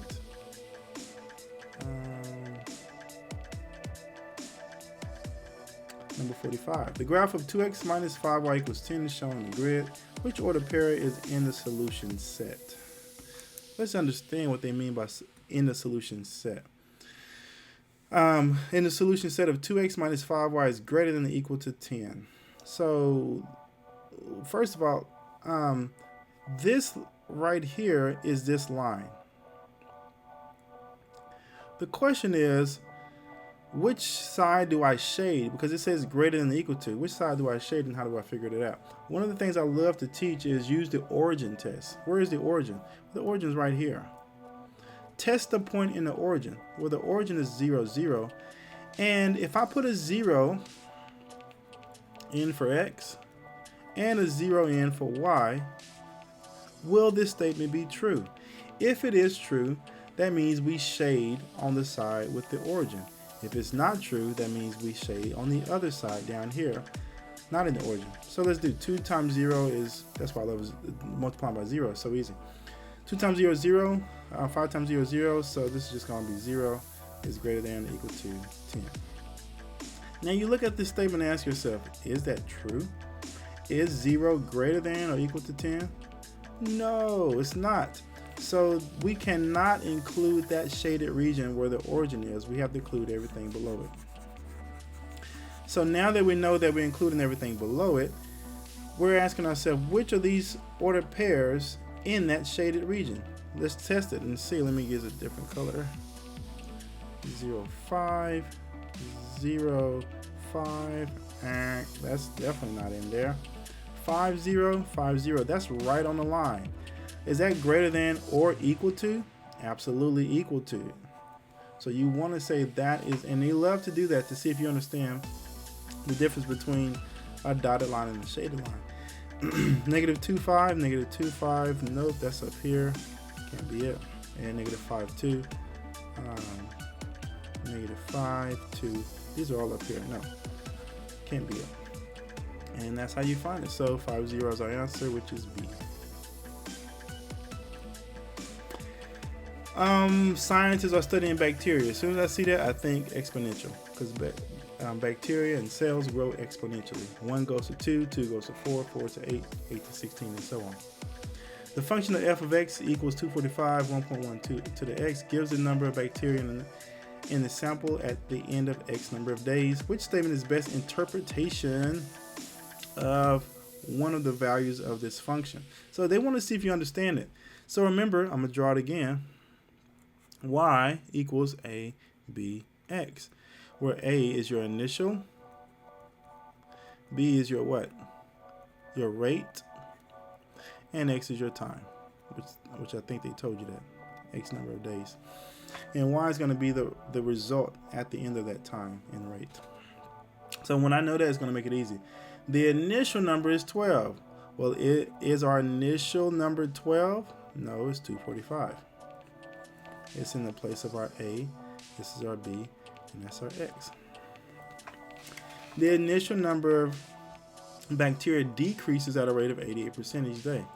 No, it's going up actually 12%. So it's got the 1, which is the original, 45 times that 1, but plus this 12% is going up by, so no, it's not decreasing at all, and it's definitely not by 88%.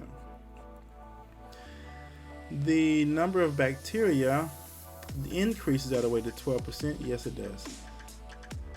So it's going up 12% each day. The number of bacteria at the end of 1 day is 245. So 1 day is not going to be 245. It started at 245.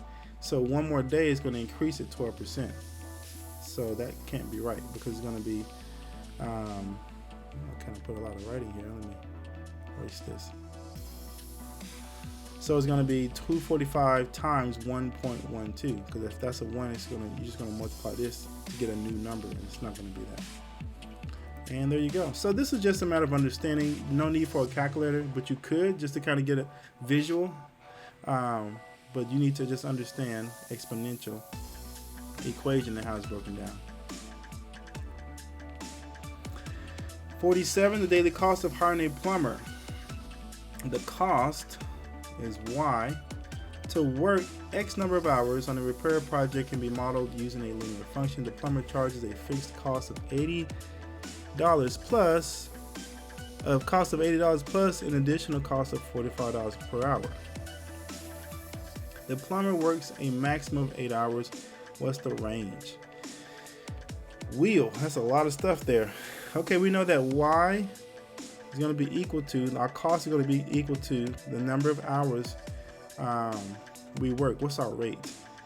45 an hour, 45 per hour. X is represented by hours times every hour. Plus there's a fee of $80. So that's the equation that's very important here. If the maximum he can work is 8 hours, first of all, what's our range? Well, range is going to be equal to all the possible y values. Can I have a negative value in this case? No, it doesn't make sense, and they didn't give me any either. But it wouldn't make sense because that means I'm losing money. Is it possible to have 0? Not for this equation, because even if he didn't work an hour and this point was 0, he still get 80, because 45 times 0 plus 80 is 80. So what's the range? Well, it can go from 0 hours to 8 hours. So let's test how much you get at 0 hours, how much you get at 1 hour, how much you get at 2 hours. So let's look at all the possible y values that you can get. And the easiest way to do that is with our nifty jifty, yep, you guessed it, calculator. Yes, we can do it by hand, but what fun is that? So let's use our calculator and put this equation in and examine it at those points. Now we don't have to look at each point. We can just go from the lowest point to the highest point and see what the whole range is. I'm not concerned about what it looks like on this graph so much. I really want to look at the table because that's going to be the easiest way to see it. So at 0 it goes from 80, because that's the lowest I can go, 0. So that cancels some questions out. It's not going to be from 0, nope. And plus it's not going to be an x value. We're looking at range, so no x's. That can't be right. Actually, you know what I like to do? I tell my students, cross out the part that's wrong in the answer, so you'll know why you cross it out. It can be 0 and it can be x. And we have to start with 80. So this is good. You got to start with 80. We're already done with the problem. Just out of process of elimination, just common sense. Range is not x. Cross A and C out. Does not begin with 45. It begins with 80. That's the lowest amount he's going to get paid.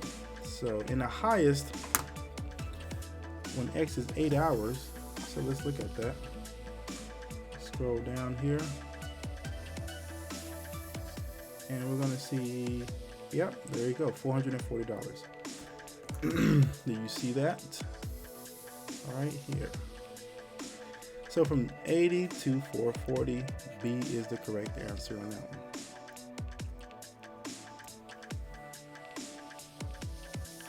All right, moving on to our next problem. The graph of g of x equals x squared was transformed. So first of all, the parent graph of a quadratic is just that, what they just said. Y equals x squared. Was transformed to create this graph, h of x. They call it h of x. Negative x over 4 squared. Which of these describes the transformation from the graph of g to h. What happened?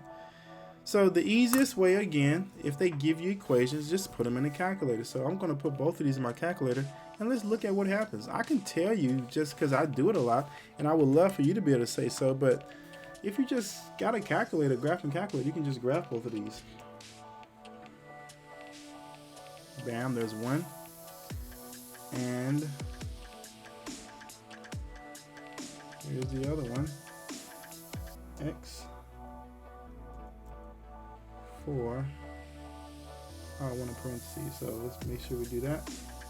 Parentheses and squared.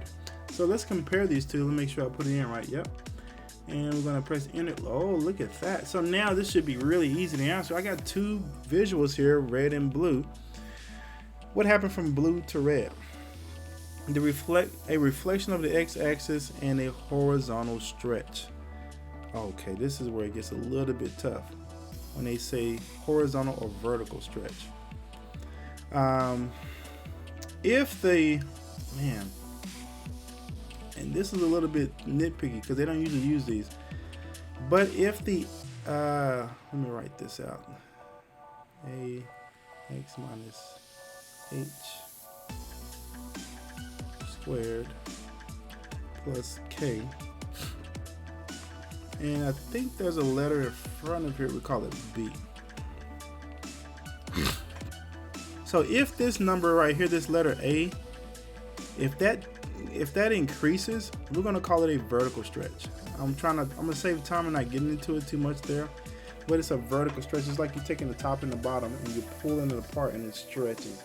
But in this case, we're not stretching it here, because if you stretch it, it gets more narrow from, let's see, they're saying going from G to H, right? Let's cross from G to H. There's no vertical stretch. Reflection, but let's get the ones we know. There's definitely a reflection over which axis, the X or the Y. Hopefully you're saying the X, because like they folded over the X. So let's cancel those easy ones out. It's not a reflection over the Y. Goodbye. Now the question is it a horizontal stretch or is it a vertical stretch? And because this number 1/4, there's a 1 right here, is inside of that parentheses, we're going to have to call that not a vertical stretch, but a horizontal stretch. So we're going to stick with F on that one. That was a bit tricky, but at least you can get down to 50% on most of these problems. But if that parentheses were not there, then it will be the opposite. It will be vertical stretch.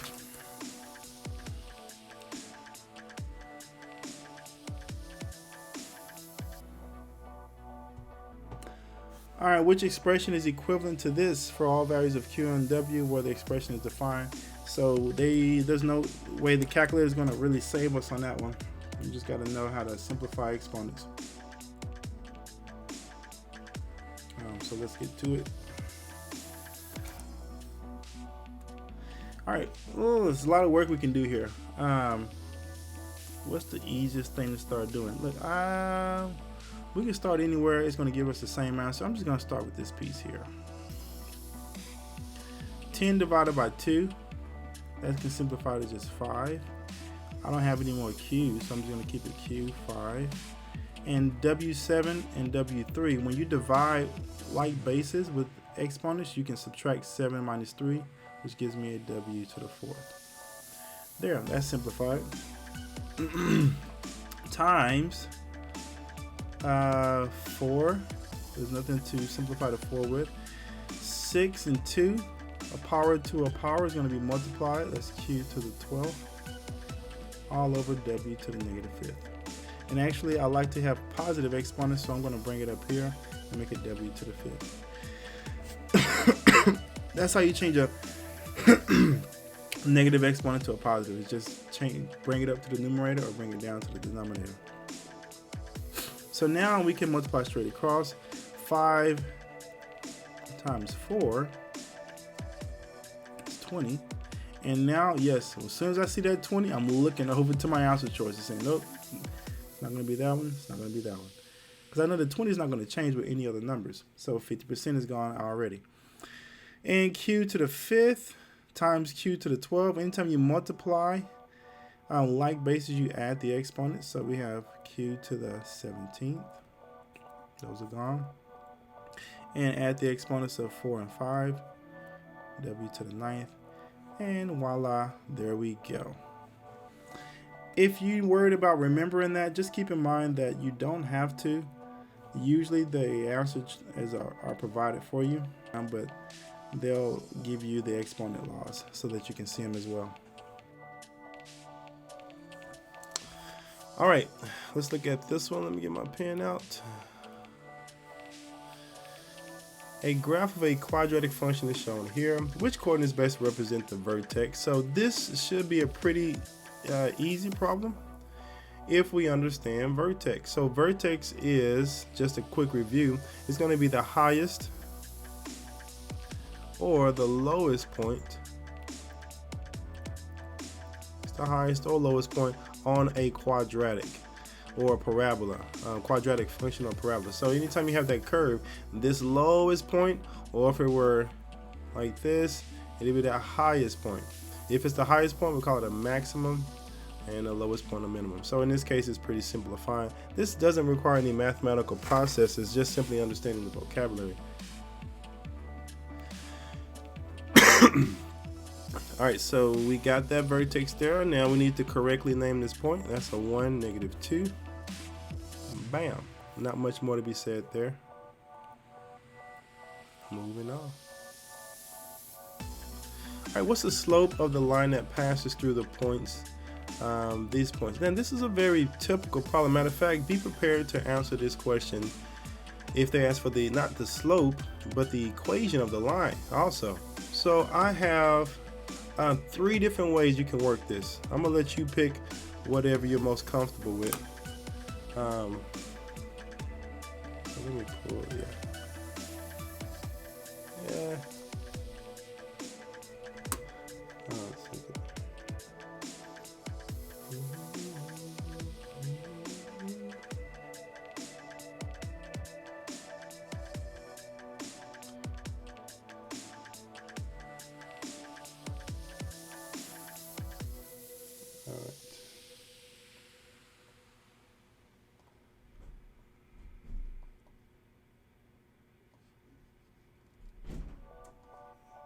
All right, there we go.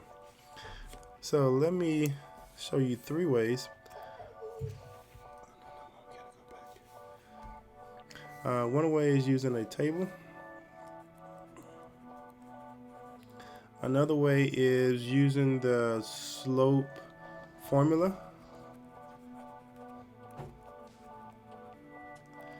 And another way is using your calculator.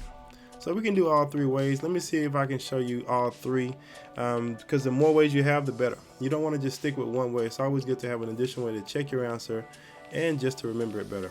All right, so let's do it.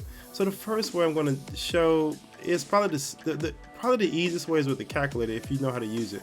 Probably the second best way I would say is a table and then the slope formula. I'm going to start with the table just because it's pretty quick and easy. The reason I say a table is you can actually set up a table with these points, and it's easy to visualize what's going on between these 2 points. So let's look at it. So if I have a -9, 17 here, and remember slope is your change of y divided by your change of x. It's really asking, how did your y change? If I take one y point minus the other y point and another x point minus the other x point. So I want to know how much it changed from one y to another. So let's actually look at it. So let's look at these 2 y, and we can call the first one the y2, the second one the y1. It doesn't matter, but just think about this. So going from -11 to 17, first of all, did it go up or down? You should be saying that it went up because it's from negative to positive. That's clear it's going up. So it's a positive change. How much did it change? Well, if you can visualize from -11 to, here's a 0, and then you got 17. So you got -11, this is 11 points right there, and then 17 points. So 11 plus 17 is how much it changed. So it went up 28. And from here, We have 5 to 9. Did it go up or down? Well, it's from 5 to a 9.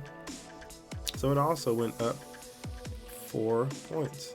It looks like a 9, so I'm going to erase it. I don't want you confused. So it's supposed to go up 4. So my slope says we want to know the change of y over the change in the x.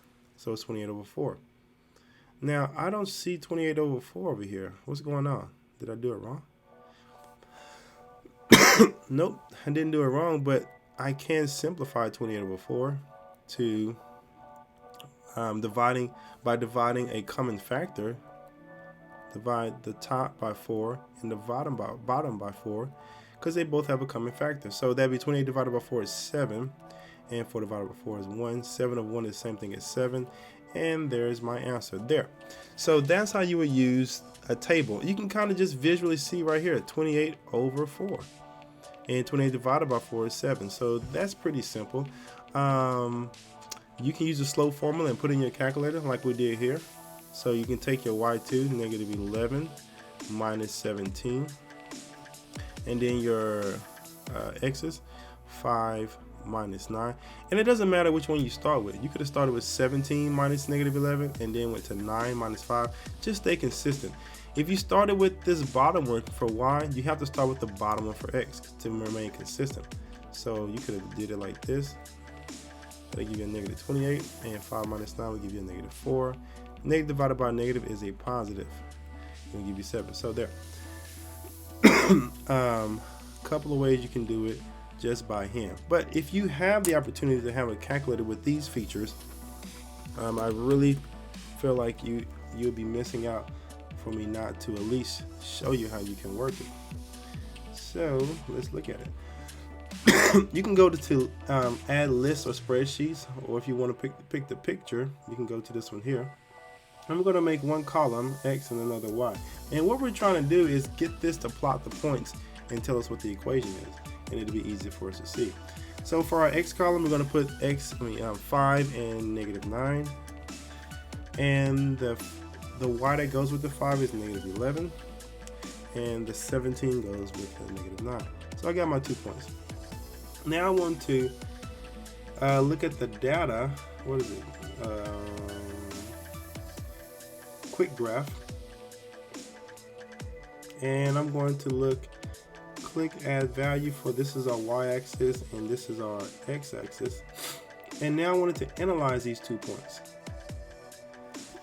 I'm going to do a regression line, and I want to show linear in mx plus b format, slope intercept, and when it does, look what it gives me.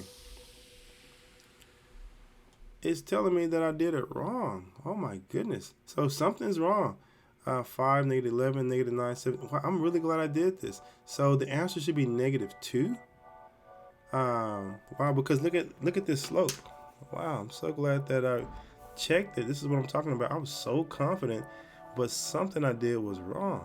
So I'm definitely got to go back here because I did it wrong 2 ways. Either in a calculator I did it wrong, or by hand I did it wrong. So let's look. 5, negative 11, negative 9, 17. I think that's why I forgot to put a negative 9 when I wrote it down. There it is. All right, so I did it right in the calculator. So let's do this again. From negative 11, this is going up 28, but this one's going down. I had a positive 9 earlier. This one's going down, so from 5 to negative 9, that's negative 14, and that's why we have 28 over negative 14 is negative 2. Wow. I can't believe they had the answer there. Actually, I can, because they have answers here anticipating mistakes or misunderstandings. So did not copy this down correctly and almost missed it. So let that be a lesson. So negative 2 is our answer once we go back and check that. So those 3 ways you can check. And I'm glad we have additional ways to check our answer. So keep that in mind. Another thing too is I should have noticed if I would have just kind of mentally plot these 5, negative 11, and negative 9, 17. Now you look at these 2 points, and you notice when you connect the dots, what's going on? What's the slope? Well, we know just looking at those 2 points, we're going to have a negative. So if I would have done that, I could have crossed out 2 answer choices. and now I just have these two. So it's though you can memorize a lot of things, as you can see, it's so much more valuable to understand. So whatever you can do, get understanding. That's going to serve you for not just this test, but for everything you're going to do on the test and just in life in general, or any assignment. So, all right, next one, 52. What is the x value of the solution of the system? Yes, they just told me what it is. It's a system. They want to know the solution. In other words, they want to know where this line, and I don't know if that's what it looks like, crosses this line. I'm just making it up. So I'm just saying, and the idea of a system is we don't know where these 2 points are going to be, where they're going to cross, or at what point are these 2 equations going to intersect. So how do I do this? A couple of ways you can do it. The calculator has some features you can use. So there's a calculator, potential calculator. You can do this by hand. Probably the easiest way would be substitution if you're doing it by hand. And you could also graph it if you wanted to. It's a little bit more work because it's not in a pretty form, but you could graph it. Alright, so let's go ahead and get started. Let's do the one that probably takes the most time. Yeah, this might take about the same as graph, so let's do it. We're going to substitute. So the idea with substitution is you solve for one of the variables. As you can see, x is solved for. X equals 2y minus 4. Well, if we know that x equals 2y minus 4, we can now replace 2y minus 4 in place of x for the other equation. So let's do that. 7, I'm going to change colors just to emphasize this point. 2y minus 4 plus 5y equals negative 66. Now, why do we do that? Because as you can see, we only have one variable now, y. We can't solve for 2 variables at the same time, but we can solve for just one variable. So let's do it. From this point, actually, you can use the solve feature in your calculator, sometimes called the insolve. You can just put all this in there, say equals, and get it that way. Matter of fact, let's do that real quick, and then we'll do it by hand. No, I'll do it by hand and then check it. See if I got it right. All right, so 14y, let's distribute this, it's negative 28, plus 5y equals negative 66. Combine my like terms, 19y minus 28 equals negative 66. I need to get y by itself. I'm going to do my adding and subtracting first. So I'm going to add 28. And that goes to 0 equals negative 66 plus 28. What is that? 38. I want to just double check. Let me take out my calculator. Negative 66 plus 28. Alright.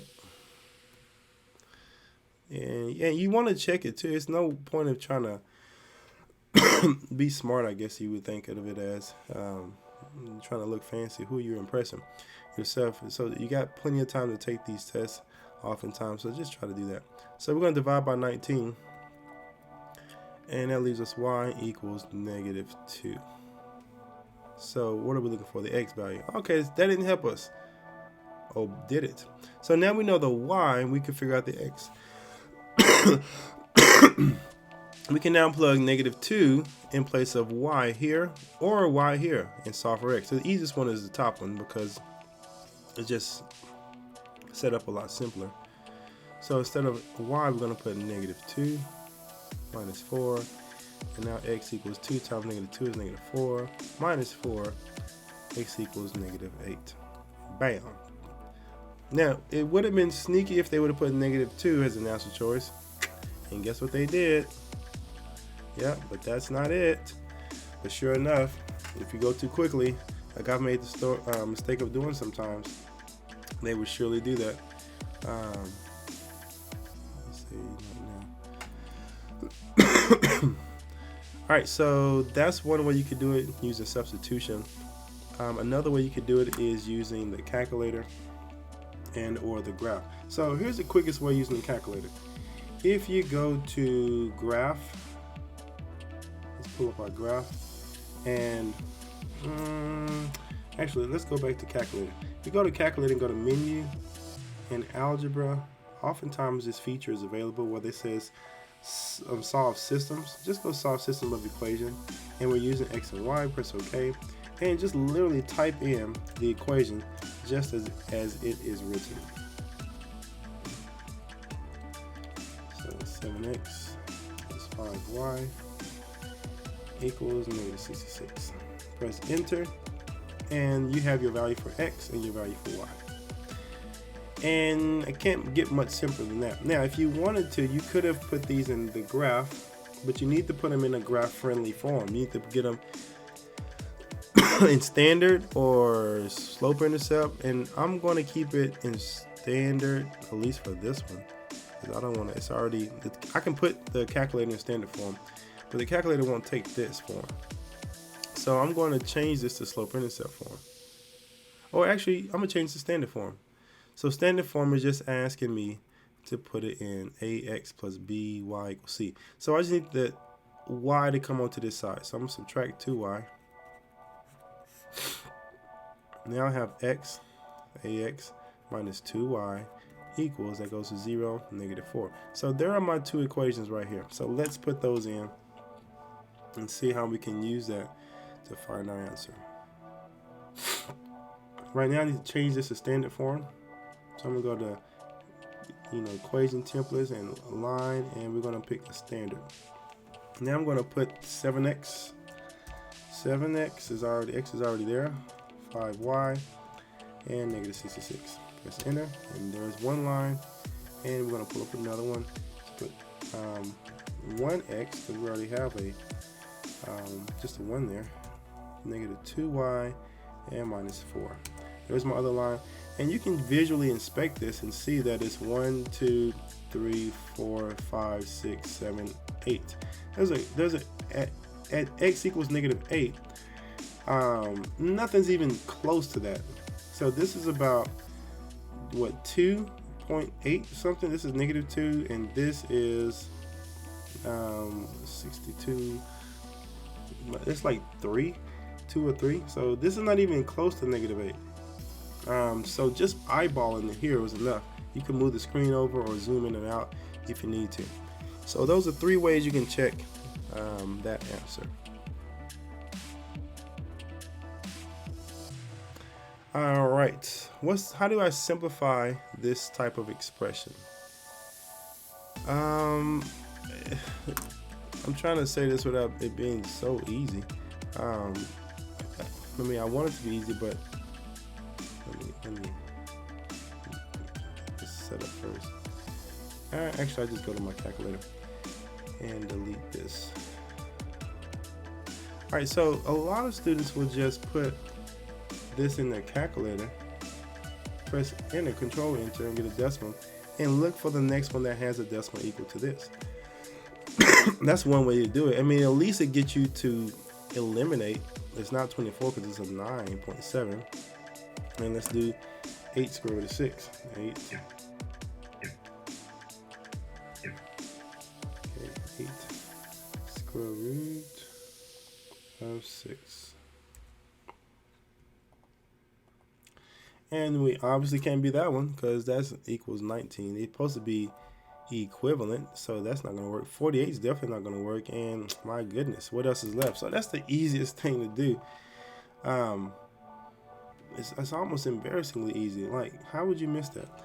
So anyone can put that in the calculator and just check it, no matter what kind of calculator you got on in this case, and see if the other decimal forms will be equal to it. Now, there is a proper way that you can simplify this, and you need to know it because sometimes they have more than one answer that will give you the same decimal, and they want to see if you can do it properly. So let's, in order to do this correctly, you take your square root of 96 and you pull out any perfect squares. What I mean are perfect squares, because what I mean is 2 squared is 4, 3 squared is 9, 4 squared is 16, 5 squared is 25. These are all perfect squares because they both have equal you know, if you're making a square, the sides are perfectly equal. 6 times 6, for instance. 7 times 7, 49. So I think that's enough for this one. And we want to ask ourselves, can we break this down into 2 radicals by which at least one of them is a perfect square? Because you want to simplify this expression as much as you can, because that's what they're showing you over here. Simplifying it as far as radicals means taking out the perfect squares that are in it. So can I do 49 times anything to get 96, 36 times anything to get 96, 25 times anything? So you just go through it.